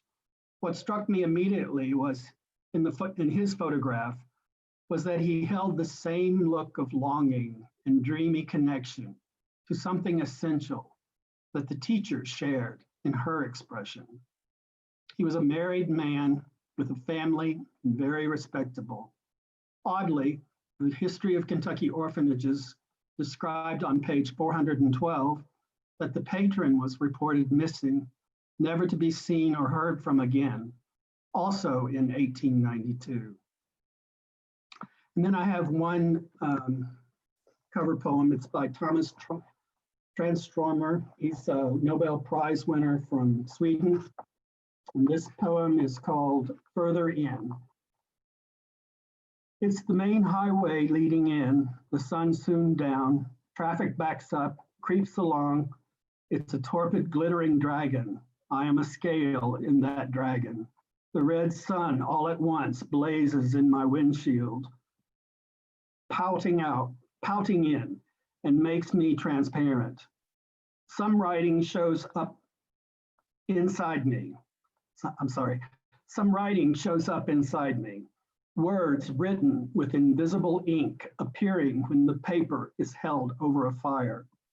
I know that I have to go far away, straight through the city, out the other side, then step out and walk a long time in the woods, walk in the tracks of the badger, growing hard to see, nearly dark. Stones lie about on the moss. It can change everything. It can make the darkness shine. It's one of those stones is precious. Stones lie about on the moss. One of those stones is precious. It can change everything. It can make the darkness shine. It's the light switch for the whole country. Everything depends on it. Look at it. Touch it. Thank you. Yes. Awesome. Mark, thank you for joining us. Thank you. You got a surprise entry today where you turned up. I was like, yes, I hope you get to share a little bit today. Thanks. Yes. And also, I remember you also are actively, active participant of Tumble Words. Yes. I remember, I've always enjoyed what you write when I lead a workshop. Thank you, Ricky. So yeah, that's the only place I write. I've never tried to publish or anything, so that's it. Why is that the case? Is it just to maybe? Well, I started late. I was in my mid 50s, I guess, before I even tried to write, and now I'm 66. So yeah, and that's okay. I write. I enjoy it. It's a great group to write with, and I'm happy. Awesome. Well, I'm glad you're here and part of all this. And as I was saying earlier, there are many paths up a mountain. Like I think Right. some people are more direct and whatever. I don't even whatever the mountain is. Thank you. But yeah, thanks for joining us. So we have a couple more performers we're gonna get on tonight, and I'm really excited about this. So we have Amit Gosh in the house. Yeah, Amit's a homie. It's always great when you can join and share some of his work. Honestly, he's been such a supporter of BWOMS and barbed wire, obviously, because of border senses, and he's done a lot to support a lot what I've been doing. So Amit, let's get you on here. You're on next. Did you know that? I saw you. You were just there relaxing. You were head back, just listening. Appreciate that. Hey, Richie. Hey, how are you doing today? Doing all right. Got a couple of things to say before I read anything. For sure. So, Yeah, go for it. So I don't know that you knew this or not. We were trying to edit an anthology for publication, shooting for August of this year or late July of this year, to mark the anniversary of the August 3rd shooting that happened here. It was based on the idea of race and, you know, identity and et cetera, et cetera. We started working on it last year, in the fall. And, but unfortunately the project wasn't moving as fast as I wanted it to happen, because everybody, you know, had jobs and all that. So it was kind of once a month meeting kind of thing. And by the time we got everything selected reasonably, it was February, and then our good old coronavirus showed up. And that kind of has pushed everything out by several months, right? And then I'm not going to mention people's names here because I don't want to get into any situation. But I got word literally 3 days ago that all the folks who were involved, they all want to quit now, because, and the reason they are giving, which is somewhat true, is when we started planning this project, it was only the violence that happened here.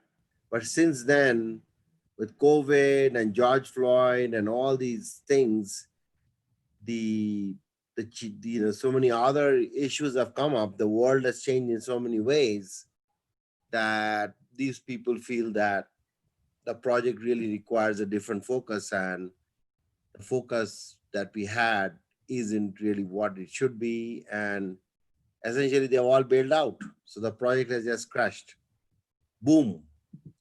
Now I knew once this COVID came, it would just mess up everything. And sure enough, that's happened. I don't want to, you know, this was being done voluntarily. Nobody was getting paid for this. So I cannot really, you know, say much. But it happens that when very many people try to do literary activism, it's very difficult to keep people in line, especially a situation that's propped up in the radar and we don't even know how to manage it. You know what I mean? So it's kind of unfortunate that that's how the whole thing has kind of happened. So literary activism sometimes doesn't always pan out the way you want it to. And, you know, who knows, that may be a good idea to do it later or do something else, but that's kind of a little, you know, kind of something that I thought we were all on the same page, but then boom, everybody goes in a different direction. You know what I mean? Yeah, it's crazy times for sure. Wow, yeah, we gotta talk about that more later. Yeah. Sorry to hear that, man. Yeah, well, that's how it is. All right, so I'm going to read some random poems. I don't even know what to read here, but I'll read some random stuff. So I'll read this poem to start out with, which I wrote on the morning of my older nephew's wedding, which happened in October 1st of 2011 in Block Island, which is a small island off the coast of Rhode Island. It's a pretty small island, and, you know, people of that area, many of them have vacation homes, or they go for, there are no cars there. Mainly you have to drive, you know, use bicycles to kind of move around and stuff like that. Rhapsody of Wedding Vows. Down Mohegan Bluffs, the sun peeks through veiled clouds. Crested waves swell, then breaks on jagged sea walls. Seagull circle, swoops over clear sky and dives down the shoreline. The night before, shadows moved and uneasiness reigned. But crystal bright morning and joy came calling. Seagulls circled above against an autumn sky. There's a quaint white church where we gather, a couple joined eternally in hallelujah. And after the I do's, profound words, they walk out and stand the test of time. A Block Island fall afternoon rejoices in the rhapsody of wedding vows. That's the first one. Cool, cool. The second one, one time when I was at the percolator, a student of mine showed up there. I think he randomly showed up. I don't know. He came with some friends, and he was very surprised to see me there because here he was in my programming class, and he saw me in a poetry session, and he didn't know what to make of it. You read poetry. A student sounded surprised. Truth, hard truth, nothing but the truth. I teach tech, I do tech, I think tech, I say tech by day, but at night, squeeze me and sometimes no poetry squirts out and the dry soul lays bare. How many ways can I tech or poetry? My life overrun by Windows, Unix, DLL, .NET. Someone says, no essay, speak English, Espanol. Tech is all consuming, all giving and taking, a language that kills the soul, or cover it. Wish it was sex or food porn, both destructive. I ran away to escape tech, but tech took over and kicked all out. My soul needed laughter, loving. Instead, I learned tech talk. That's the second one.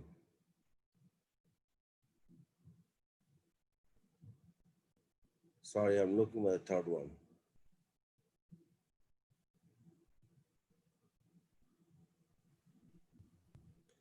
It's all good. Cool.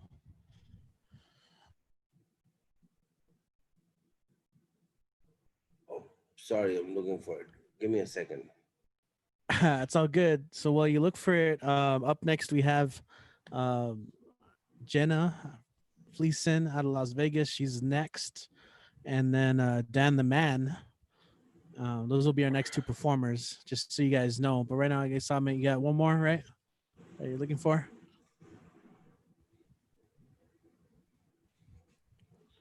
Do you have any key phrases you can look up? Okay, here goes. Sanborns. Ask in English, but the Masera doesn't know. So we ask the manager, who also claims not to know. When in Mex, speak Spanish, which is what the racists say here, when in America, speak English. The fact is America doesn't have a national language, unlike Mexico. I go to Walmart, stand in the counter to speak in English, but before I can say anything, the clerk says, es todo, son 14.20 por favor. So I do that. I don't feign not to understand something I do. The girl before me was brown, but she was addressed in English. Something about my brownness prompted her to speak in Espanol. The border is culturally complicated. You never know who speaks what to whom. There you go. That's it. That's all I got. Sorry, I was accidentally muted. Hey, Ahmed, thank you so much. We stick around, man. Let's talk about that stuff after. Yeah, but yeah, let me just make a quick announcement, Richie, if I may. Yeah. Quick, go for it, man. Yeah, so we are still collecting work for the project Life in the Time. Even today, I saw some work come in. So, in fact, I'll give you some more information on what's happened, Richie, afterwards. Some good thing happened yesterday. Somebody called me on this, but Great. but we are still collecting work. It is not just for COVID now. It's for COVID. It's for George Floyd. It's for anything that anybody wants to talk about during this very strange time. So feel free to submit, feel free to share, and see if you can all be part of the conversation. Right? Yeah, absolutely. Yeah. I mean, that's the thing about time, right? It fluctuates, it changes. So as long as we keep our pulse on it and get to share a little bit of what's going on. I think I saw a quote, like a video of Nina Simone talking about that, how important it was for her as an artist to through her art kind of capture what was going on. So yes, thank you, Amit. And also I see Time Bello has to go. If you guys weren't here at the beginning of the show, we appreciate Time for joining us all the way from Nigeria, super early. Oh, wow. So yeah, so it was really cool. Have a good, That's quite amazing. yeah. I don't know Okay. if you got to go on with your day or to go sleep, but it was awesome. Yeah, get some sleep. If you have some time, if you have a chance to get some sleep, really appreciate that. And if you guys if you missed them for whatever reason, this will be on YouTube. Barbed Wire Open Mic on YouTube. You can check it out. He'll be the first performer. Yeah. So have a good night, Time, or the good night. It's like it's night here, but over there it's gonna be morning. But yeah, get some sleep is what I meant. All right, yeah, and hope to see you more often. Started off very politically charged. He actually inspired me to find a poem. But before all that, I get distracted very easily. I was like, oh, time's saying bye. Let me do a whole rant and spiel. But we have we have Jenna Fleeson with us in the house. Jenna is joining us from Las Vegas, and she's been performing. She actually informed us on like other open mics to go hit up, and has kind of been an ambassador. Today I was listening to the Neo Rican poetry stream, and she has the most awesome nickname ever of Jenna Can't Do No Wrong. How is it? Can't Do No Wrong, Jenna. Yeah.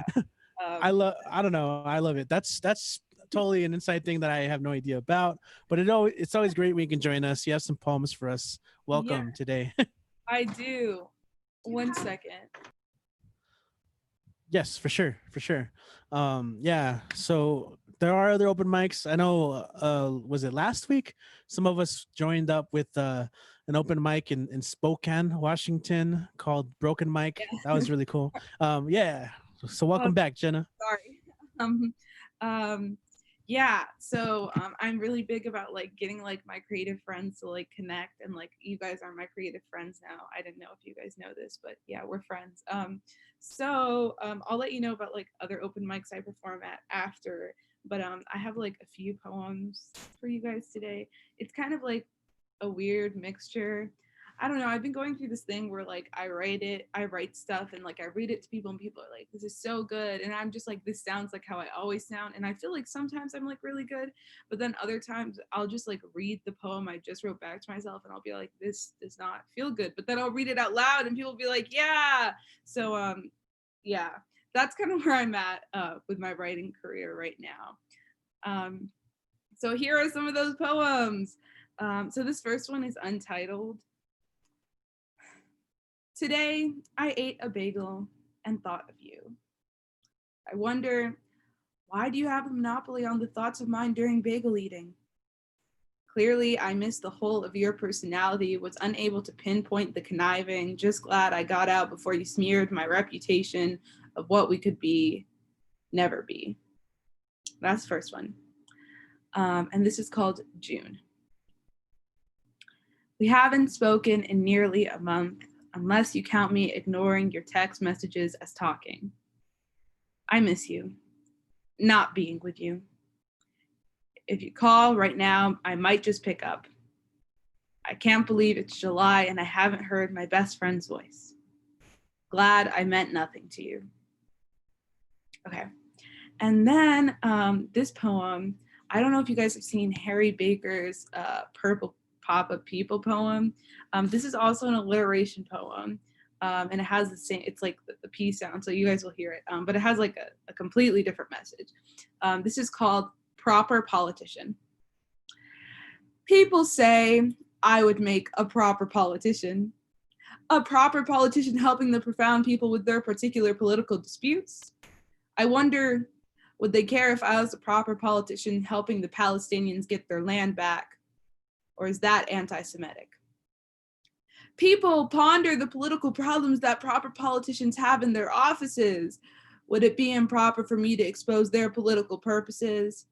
Because the profound truth is that the politicians we have in office aren't proper politicians. They're just putting out their political opinions. They're practically puppets of their particular political parties, and maybe that's why they don't participate in what we may pinpoint as the proper political positions for our proper politicians. Because any proper politician would never take the position of being anti-Palestinian. So, would I possibly make a proper politician? Precisely, I positively would.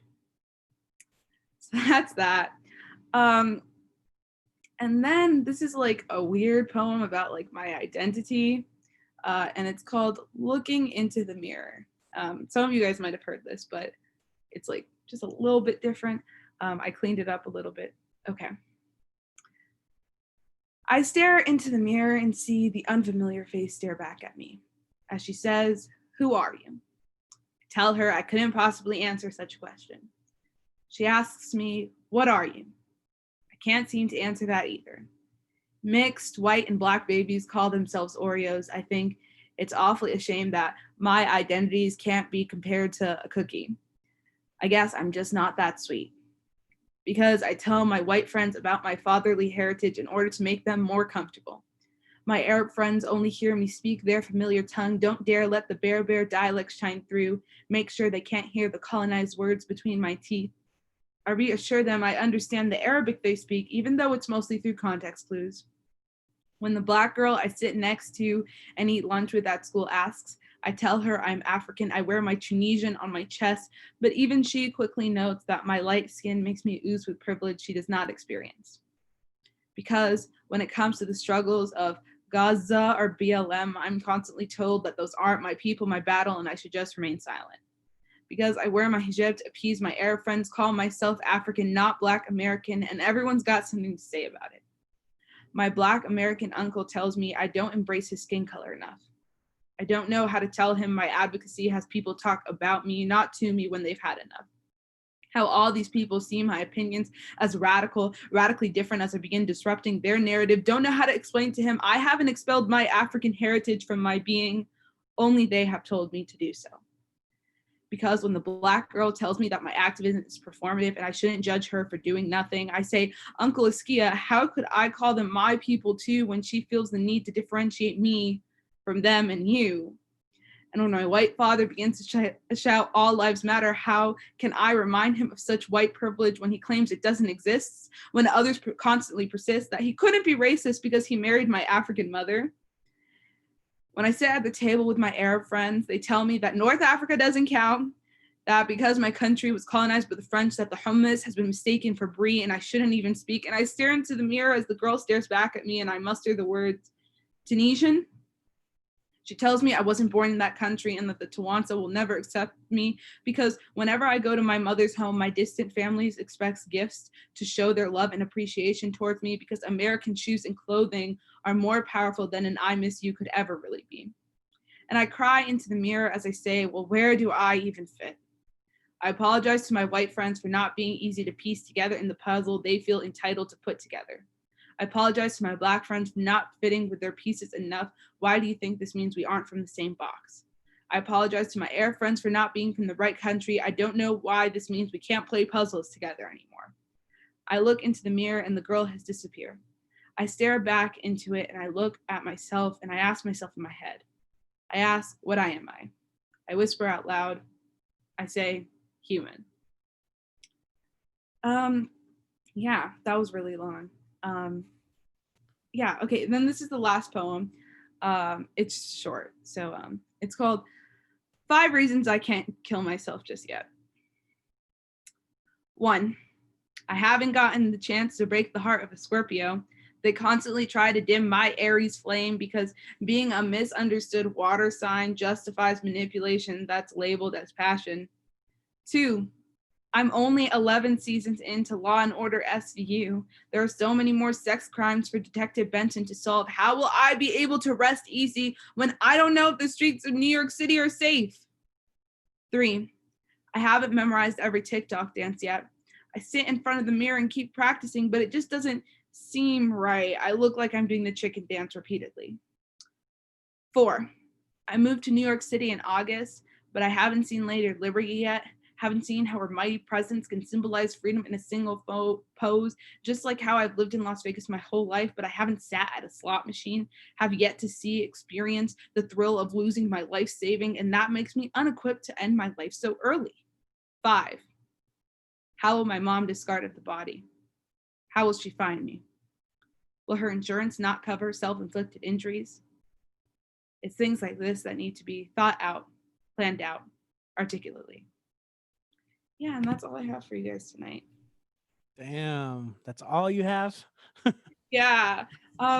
Yeah, I feel like I should just stop there. Oh, that was great. I mean, we thank you for joining us. I know it's a little later. For sure. I'm so excited to see everyone that goes. And this like spoken after party, like I'm very excited to see like how that's going to fall out. I mean, I've seen like some things that happen like after the show on YouTube, like when I go back to like watch like everyone through. Oh yeah.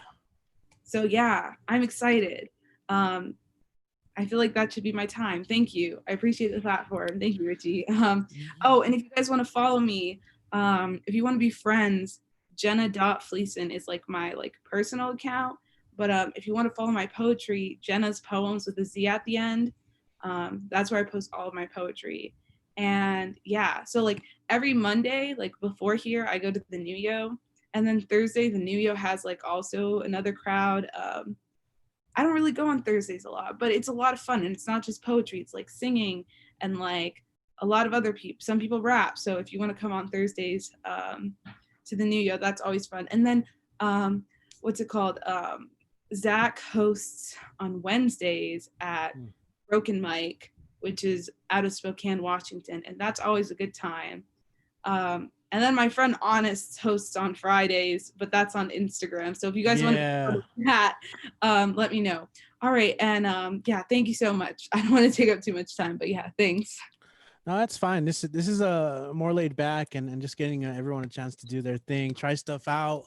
I think that's kind of like the most important thing. And yeah, I had something to say for like all of those, you know, like the alliterative one, like I mean, I felt all of them in some way, and I think everyone else did. If you look at any of the chats, I think people were able to connect with, and that's the most important thing. You know, you might not be feeling them, but then you put it out there, and then people are like, "Oh, I know what you're talking about." Like I vibe with that. You know, that's important. Yeah.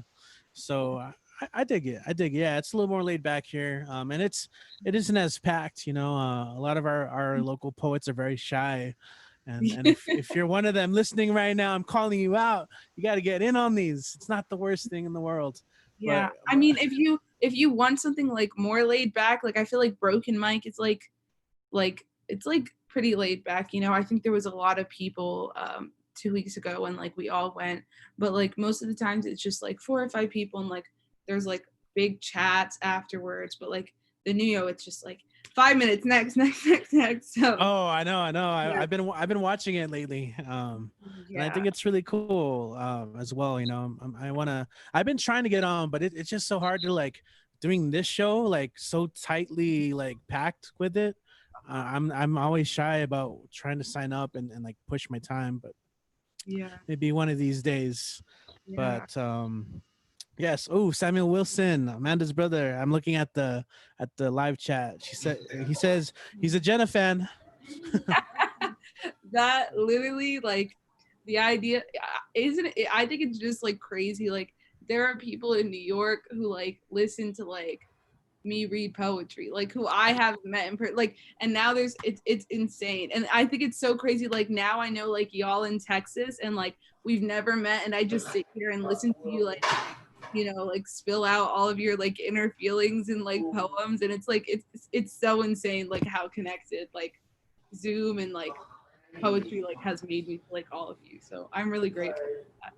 Yeah, definitely a silver lining in all this, as I keep saying, and it's at this point a broken record, but it's nice to be able to like connect. Yeah, for sure. So we have a couple more people that I do want to get on. Thank you, Jenna, so much. Got to come up with a cool nickname for you too, but that will come organically. So next up, we have a longtime barbed wire open micer. Whether it be a live venue or online, he's often there. He's a huge time supporter of El Paso music and culture. He has a long time video blog series, vlog, Dan the Man's Weekly. Guess who's next? It's Kit Ren again. I'm just kidding. It's Dan. It's Dan the Man. Yeah, very funny, Richie. Thank you. How's everybody doing tonight? Okay, hope you guys are staying safe, if you know what I mean. Okay, now, well, just earlier today, I managed to finish off both a poetry to Emily Davis, and especially a Facebook, a birthday poem based on Facebook by yeah. Okay. Anyway, has anybody heard of this amazing singer, songwriter, guitarist from the alternative folk and punk? Her name is Emily Davis, the lead singer of her band Murder Police, and also she's also one half of her duo band called Cult Loveless, which is who was with Use a Human, Javier Martinez. Has anybody heard of her? Never heard of her. You heard of her, Richie. She's actually a pretty cool person, pretty friend. No, actually, it wasn't planned, Jenna. I wore this shirt. Look down. Yep. Let me see. All right. Let's see. Oh, come on, man. You keep making me stand up. Yeah, hang on. Hold on. I'm trying to. Okay, that's all dead air. I'm just gonna say I'm wearing an Emily Davis shirt. Emily Davis in the Murder Police shirt. So when you brought it up, it's okay. You know what it looks like. But when you brought it up, I was like, hey, look, I'm wearing this. So what do you have a tribute then, huh? Yep. Okay. We're gonna start off with something I think you'll like. It's called A Poetry to Emily Davis. You guys gonna listen to this one. My friend Emily, the front lady with clarity of she's a singer band, the Murder Police, and one half of the duo band Cult Loveless. Okay. Oh great. Okay. An aspiring singer, the voice that echoes linger, amazing songwriter, words lighter, a script so brighter, and astounding guitarist, devoted artist, with a knack of 3 genres: alternative that rock formative, punk that clunks the blue funk, and folk that pokes the joke and with the yokes. And speaking of joke, reminds me of one of her songs, This Isn't a Joke. That's a cool song. From Real Destination, describing her wandering move, to Dark Matters with a mysterious sanguine that themes the untamed ladder with the brood. Bury all your oath by silence the truth that juxtapose troth that sleuth. And according to Samuel L. Jackson, do the right thing from Spike Lee joint, and I quote, and that's the truth, Ruth. Yeah, as Mr. Senior Love Daddy. All right. And from the wrong side of the curse, dividing a weighty vibe of curse, dividing a weight vibe of curse to same old world, that leaving the fixed path through dystopians, like from Tears of Fears, Mad World. Like according to Tears for Fears, Mad World. Sorry. Bloodlines that roots the bequest in the desert hour that don't bring flowers, and that to God hates flags, expressing the truth and justice that avoids hitting snags and grapes that sour. And according to Public Enemy, fight the power. All right. And according to the lyrical verse of the two songs from Go to Church by rapper, producer, artist Sir Fifel, and I quote, "And you swore how I'm deficit is in the angel in the outfield. The truth is I'm a rebel activist, shredding pacifist, secretly acting as a devil's advocate," unquote.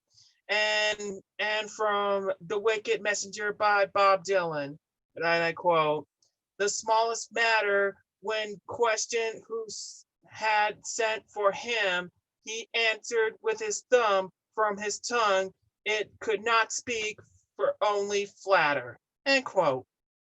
All right.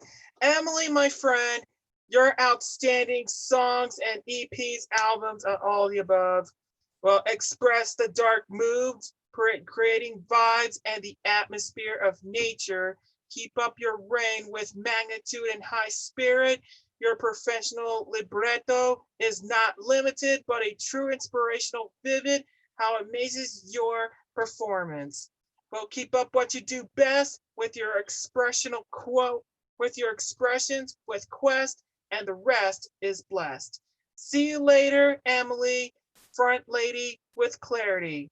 From the Murder Police and Colt Loveless. Hope all is well. Thank you. All right, what do you think?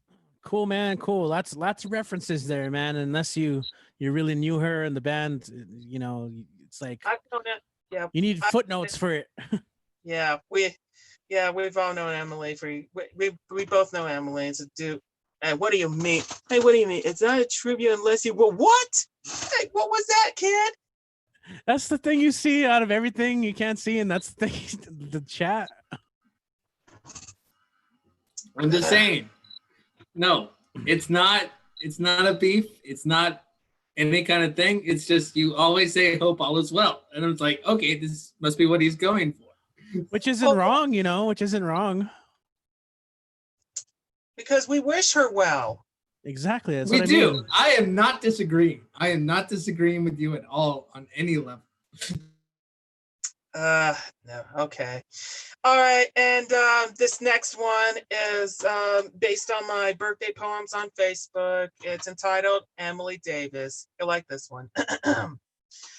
She is the Cancer of the cardinal, the ruby, meaning contentment, good luck, and open heart, linking to the element water linking to the element water and the water lily of the Nymphaeaceae. Sorry, remember. It's because her birthday is on the 21st day of the 7th month in the year classified. Born and raised in El Paso, from a thriving scholar to her successful rise to fame as an alternate folk punk singer, songwriter, guitarist, and lead singer of her band, The Murder Police, and one half of her duo band, Colt Loveless. She embodies a woman full of drive for success. Her favorite color, well, a lot of colors. Maybe the whole colors would resemble to a rainbow like you see in the clouds after the rainstorm in the daytime. Or the June's birthstone, Alexandrite, which the stone that switches colors, resembles to all colors. And that was my birthstone last month. These all colors reminds me of two songs, from Rainbow by Casey Musgraves to Somewhere Over the Rainbow by Israel Kamakawiwo'ole. Right. She symbolizes empathy, charisma, acclaim, independence, inventive, free-spirited, confidence, strength of mind, pose, creativity, bravery, serenity, flexibility, complexity, portrait, faith, friendship, and family. All right. Emily, my friend, here's to another year of experience. I wish you all the best in your bright future endeavors. Keep up your reign on what you do best as a rising alternative folk punk singer, songwriter, guitarist, and lead singer of your band, The Murder Police, and one half of your duo band, Cult Loveless. Hopefully one day we'll meet again sometime in the future. Hope all is well. End quote. All right. Thank you. How is it? Sweet man. That's tender. Very cool. It's always cool that you take your time and give tribute to people in the community. Yes. Yep. That's why she's always El Paso's own. Okay. Cool. So I know you're doing your video blog stuff. We'll get to that stuff after, right? After party, after the show. Okay? I know. Cool. Okay. So don't forget my 21st birthday tribute to Emily Davis is next Tuesday, July 21st. You guys do not want to miss it. Hope you guys gonna like this. Okay. All right, guys. Find me on Facebook, Twitter, Instagram, and find Dan the Man's Weekly on YouTube. Thanks a lot. Thank you, Richie. Appreciate you, man. Dan the man. Cool. All right, so we have Amanda signed up. Can you show the shirt one more time? What's that? Oh, show the shirt. Okay. Mhm. Yeah, just remember it's a visual show. So okay, I've got my Emily Davis and the Murder Police. Yes. This is great. That's one of her t-shirts. Check it out. I put a link on our YouTube live chat. I believe there's one as well in the Zoom chat. Awesome music. Cult Loveless as well. You'll see that. Yeah, I'm a big fan. I really like her style. All right, cool. So we have Amanda, I think, is logging in right now. So we're gonna get her some time. Let's see. Need to get the video going. Sometimes it takes a little while for it to get started up.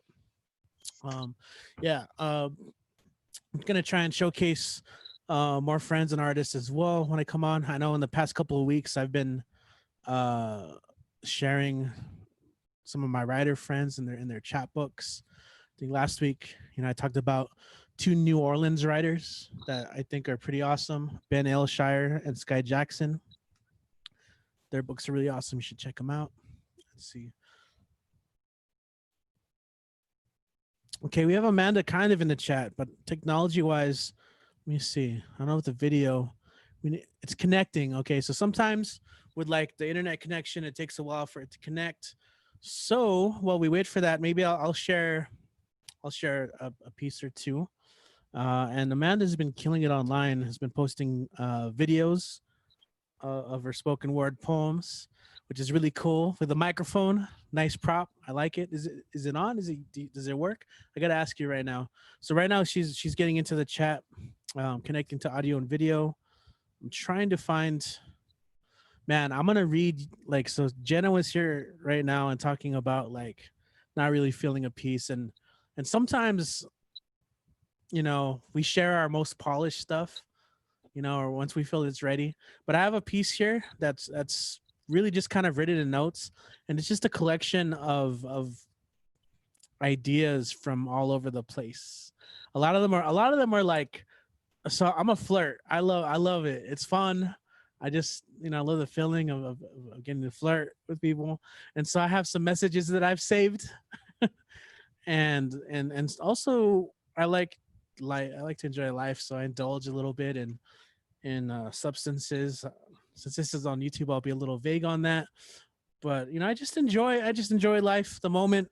And so this is kind of like it's like freestyle, spontaneous improvisation of stuff I've written down on notes and paper napkins and notepads and scraps of paper. It's called Beautiful Dreamer, and it is super awkward. So I'm gonna read this piece and then we'll bring Amanda up so you can feel comfortable. I see you now. This is Beautiful Dreamer. It's awkward, super awkward. Okay. Free word spilling, never killing time in sublime subatomic surreal inclinations, inked out incantations, synced clout reputations, tumbling, fumbling in and out essentializations, a free-form storm of synaptic kickback visualizations of this spirit, lit, legit, let's follow that flame. 4 a.m., intoxicated buzz of frenzy and fury. Spray paint coats the air of this bohemian underbelly, bridged between star and Ekis. That night sky that reveals the spiraled fire of time. Is this what Van Gogh saw when he painted that sky too? Damn, those shadows sure do look a lot like people. Look, then there was you, ever patient skywatcher, and the paper mache moon. See, there's a lot of substances swimming in the air. Two-way drunken texts spill out in the shape of smoke signals. They spell out, is this it? Beatbox in my head, hummingbird in my heart. I tried the coffee spoons, but the other stuff was so much more alluring. Love has very well taught me the actions of fools. I'm glued to this chair, but the sky is calling me. See, I want to serenade the past and caress the rhyme of tomorrow as chills recollect static from the space of in-betweenness. Space for peace, at least for lease. Family. Familia. Fleck away from the splatter and fragile hues of dark matter to the clash and clatter of me and you. Hopscotch to the scotch on the rocks, leave your socks at the door. This is the dance floor of your dream-skewed familial moon that led to swoons in June, to a year-long build-up, to a tune of a broom. Then there was you. You. Lullaby of the world. It's going to take a lot more than hope to get us home, a lot more love to show us pain, or hate to slow us down in battle of heart versus brain. Our walk is the climb of a reckless dancer, each step improvised a bit more than the last. Will we still love each other in the end? Even Orpheus looked back. Turntable turbulence, burn the beat, jump in the jukebox and supreme screen scene of tactile tectonics, to bump in the boombox, to rock your socks, stomp your feet to the cafe con pan melody, jumping in your jealousy. It's a jigsaw jive to the shindig jig, you dig? See, I'll spread out like dirt in the sandstorm form of white sand energy, and we'll see a new sense of urgency through illuminated glass. The spiral truth reveals itself. Es muss sein. Esmu sign, it must be. Kandinsky, moon dancer, you, firecracker anthem. I nod my head to the beat that echoes in the wake of your footsteps. It's a heartbeat, lively pulsations of pithy meanderings, sleepwalker with the tempered glance of steel and roses. You see, only the mad ones know what delights are swimming inside that beautiful mind of yours. And we're a slow dance away from trouble. Oh my God, that is a mess of a poem. So I should start, this. So like anything else is like, oh yes, that is that. Yeah, that's vomit pretty much. But I felt That's like a very cool poem, Richie. Thanks. It's pretty wild. Thank you, Amit. But yeah, that was just me stalling for our next performer. We have Amanda now in the house, fresh off of work, doing some good stuff. So Amanda, how are you doing today? Thank you. You made it. Are you here with us? Let's get you unmuted here. Welcome. I'm here. Thank you, Richie. I appreciate it. I was able to get a glimpse of a few of the poets while I was at work.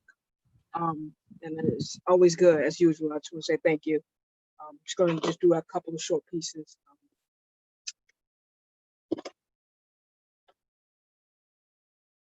The first one, I have a title, is called Man and Wildflowers. Can I be heard okay, Richie? Yeah, sound great. Yo, spit some fire. We're ready for you. All right. It's called Man and Wildflowers. I encountered a man who dresses in wildflowers. Exotic, tropic, and fragrant, he calls to me. Spanish moss and sawgrass sway in the breeze, his hair. Lightning and fire, his purifiers. Rainbow-hued coral, his bed. Oak morning glories and pine lilies, his shirt. Ghost orchids, hummingbirds, and butterflies, his jewelry. Vivid linguist snails and seashells, his buttons. With stunning azures and oranges, his walls are draped. Scrub pennyroyal blazing stars, his secret spine tattoos. Spring lakes and rivers, his favorite looking glass. Mangroves, seashore mallows, and fragrant water lilies, his pants. Acacia, passion and flower, fiddlewood, a sea spray, his intoxicating fragrance. I encountered a man who dresses in wildflowers. That's the end of that one.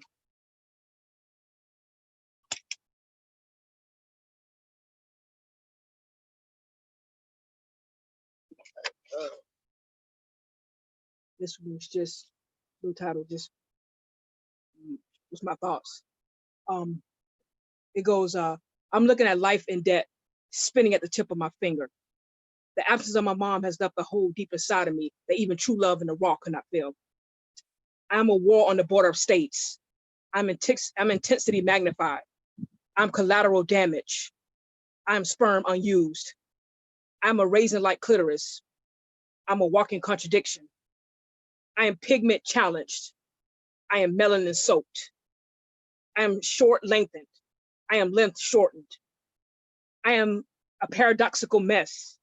I'm the character witness in the back row that no one thought to interrogate. I'm the hardcover spine of a book with no pages inside. I am a softcover book with a hard bind. I'm a graphic novel with no pictures, no storyline. I'm Eve's fruit in the Garden of Eden. I am gravity. I am atom in theory. I am a slave. I'm a slave owner.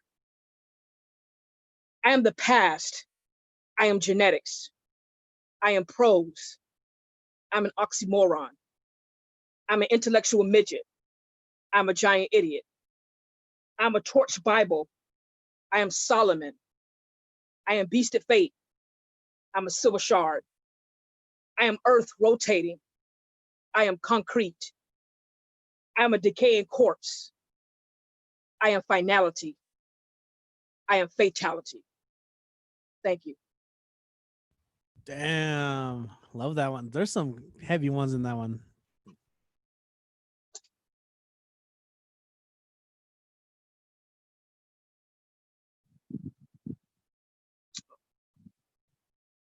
All right, I'll just do this last one here, real short. It's no title. This is similar in pattern to the one before. Was I'm a bridge between two wars. I'm an island that divides countries. I am multiplication divided. I'm division multiplied. Addition subtracted, subtraction added. I'm a geometrical representation of two souls merged. I'm a transparent wall of collateral damage of an adult boy and girl's fucking without saran wrap on his penis to prevent my premature existence. I'm the paradox that links the two. I'm the sum of their past mistakes. I'm the cook come from their genitals. I am the mountain peak of their animalistic tendencies. I'm the red flag in all their dreams. I'm the curse in their belly. The conception of their foundation of hatred. I'm the referee in their revenge match. I am the glue that binds their essence. Thank you. Yes, Amanda. Yes, you made it. You dropped some heavy stuff. You did the mic drop. I think that's it. Yeah. Your brother posted that on the live chat. Mic drop. So where can we listen to, follow, and support your work? You can follow me on Facebook, Amanda Wilson. I'll drop it in the chat too. On Instagram, it's my first name. It's the number 21, the number 4, and the number U. And I usually share a video of all my stuff there. And I just want to shout out my brother Sam. He's been my A1 since day one, since we're on two different sides of the world, so we really don't like communicate because we're not like in the same room. But he's always supported me since the day I picked up a pen at 5 years old. So I want to shout out him. Thank you, Sam. Your support is appreciated. And my wife, my partner, she's ever supporting. Like she pushes me constantly. And my 2 girls. I just want to say thank you guys for your support. Everybody in the community, thank you. Yes, absolutely. That's one of the most important things to have, is just like support from the people around you. I think that's quite meaningful. if anything, because what's success if you can't share it with people around you, you know, Absolutely. in any way. So and also, of course, thanks for joining us. You got out of work. Thank you, Um, Richie, for having me. cool. And if you know, I noticed on you've been posting videos of your pieces. Yeah, I So. see you liking me. I appreciate your support. I just do like I'm just like doing stuff just to kind of see myself out. I put something into the universe. I told Nico it's kind of like the mirror project where I haven't written the Dutch book words in like 13 years. So I'm kind of getting my ink, dipping my pen, my dry pen in ink and trying to get it wet again. And I'm kind of looking at myself, putting it out there in the universe, and just looking at myself, recording myself, studying myself, working on my delivery, that type of thing. And it's kind of reflecting me looking at myself and taking notes and trying to, get better every day. And shout out to Nico. He's been like a huge support as well. Yeah, absolutely, Nico. I mean, everyone like Jenna was saying earlier, like, it's kind of just cool to have this on a Monday and like kind of just see people and I live by myself, so it's nice to be able to see you guys on Mondays and just hear what you're working on, what you're doing. It means a lot. And should I do weekly themes too? I know earlier I was talking about about the Neo and there's like on Mondays they do a monthly or a weekly theme, and that's really cool because it does encourage people to like write new material, and I think that is important. It might be kind of hard to write sometimes for people. I know a lot of people have had struggled with Ooh, trying and to write. side note, I do see you creeping on the low at the Neurorecan Cafe too. I even talked to the dude. I was like, when I get my courage up, I'll actually share. But I see creeping there too with me. I've been watching week after week, and Oh yeah, Amanda, you have to come. You have Jenna, to come. she stays it every week. Jenna, I love her. Oh my God, she don't get it. I'm like her So number one fan.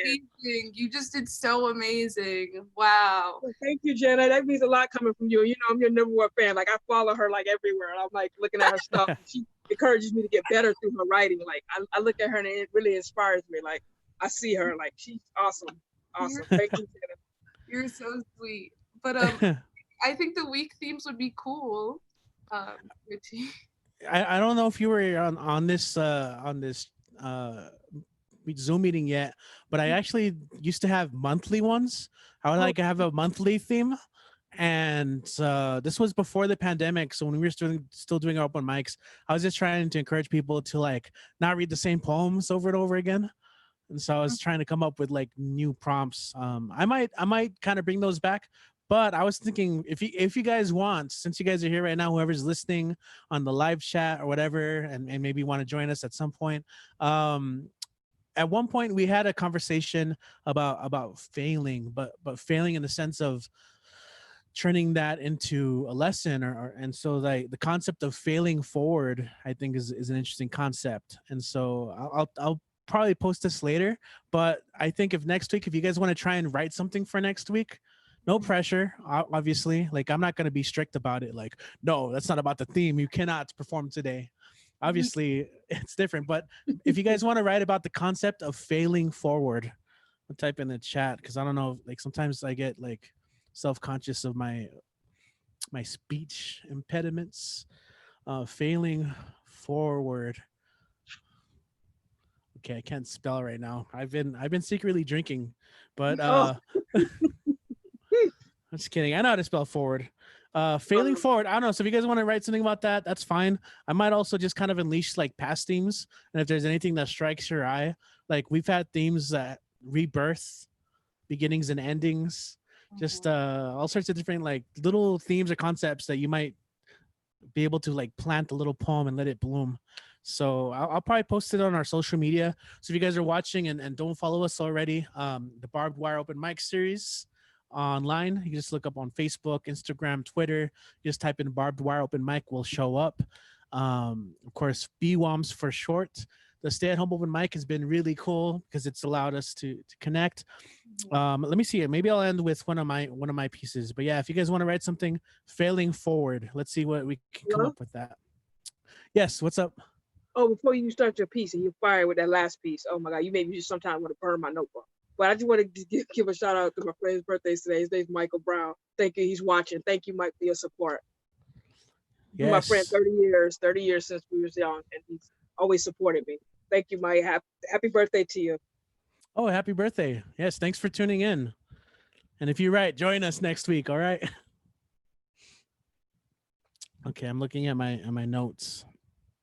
Just like, sometimes when people perform their poems, they like to memorize it. Like in slam poetry, that's like a huge thing. Like, you don't have to, but like the best people are like they know it. And I'm not, to be completely honest, back in the day, like I would try and read off my phone, but I hated it when I would get like a message. I'd like throw off my flow. So most of the times I would just kind of memorize it just so I can like not have to deal with like a message when I read something, or take my time to try and find something. Let's see. I'm trying to look for something that I haven't read in a while here.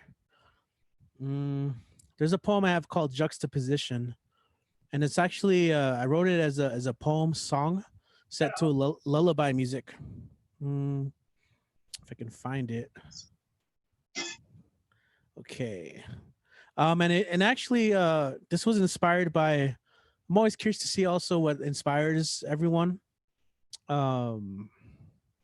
Sometimes, it's a headline, a news article, a song that you're listening to that might be like the kernel that sparks something, right? The catalyst, if you will, for a new piece. And I was reading about, I don't even know how long ago this was, but it had to deal with scientists finding some of our earliest ancestors. Hundreds of thousands of years old, kind of like some of the earliest humans, or even before humans. So this is a piece I wrote when I was really in love with someone. And if you ever been in like a heavy, serious relationship, it there comes to a point where you start to wonder, what does the future mean for us? Where is it heading? And there becomes like a thin line of existence in that relationship where it either succeeds or fails once those questions start to arise, because people do want different things. And once it got like super serious, so I was thinking about beginnings and endings. So this one's called Juxtaposition, based off of reading this poem and being in this position in my life. All right. Beginnings and endings are mirror images, and sometimes I just lose track of the difference. I have found home in the secret passageways of stories in their shadows. Let us be silent now and listen to everything in between. See, I spit truth for truth's sake. Everything else is simply the poetry of that physics. I know you and I love you. Let's call that knowledge. The corners of your mouth are brilliant. I know, because I've been awake to feel the glow from the first break of light, from the first minutes of a new day as it falls upon you and illuminates the brownness, the profoundness of your brownness. I know, because I have felt the way our bodies evolve into softer creatures of compassion. Dust of this earth settled on our skin. I know, because I know, because I know, I know, I know. See, there's a devious geometry to be found in the fault lines of your lover's lips. It's a tremulous tectonics that unsettle in the tremendous spacings of butterfly barns.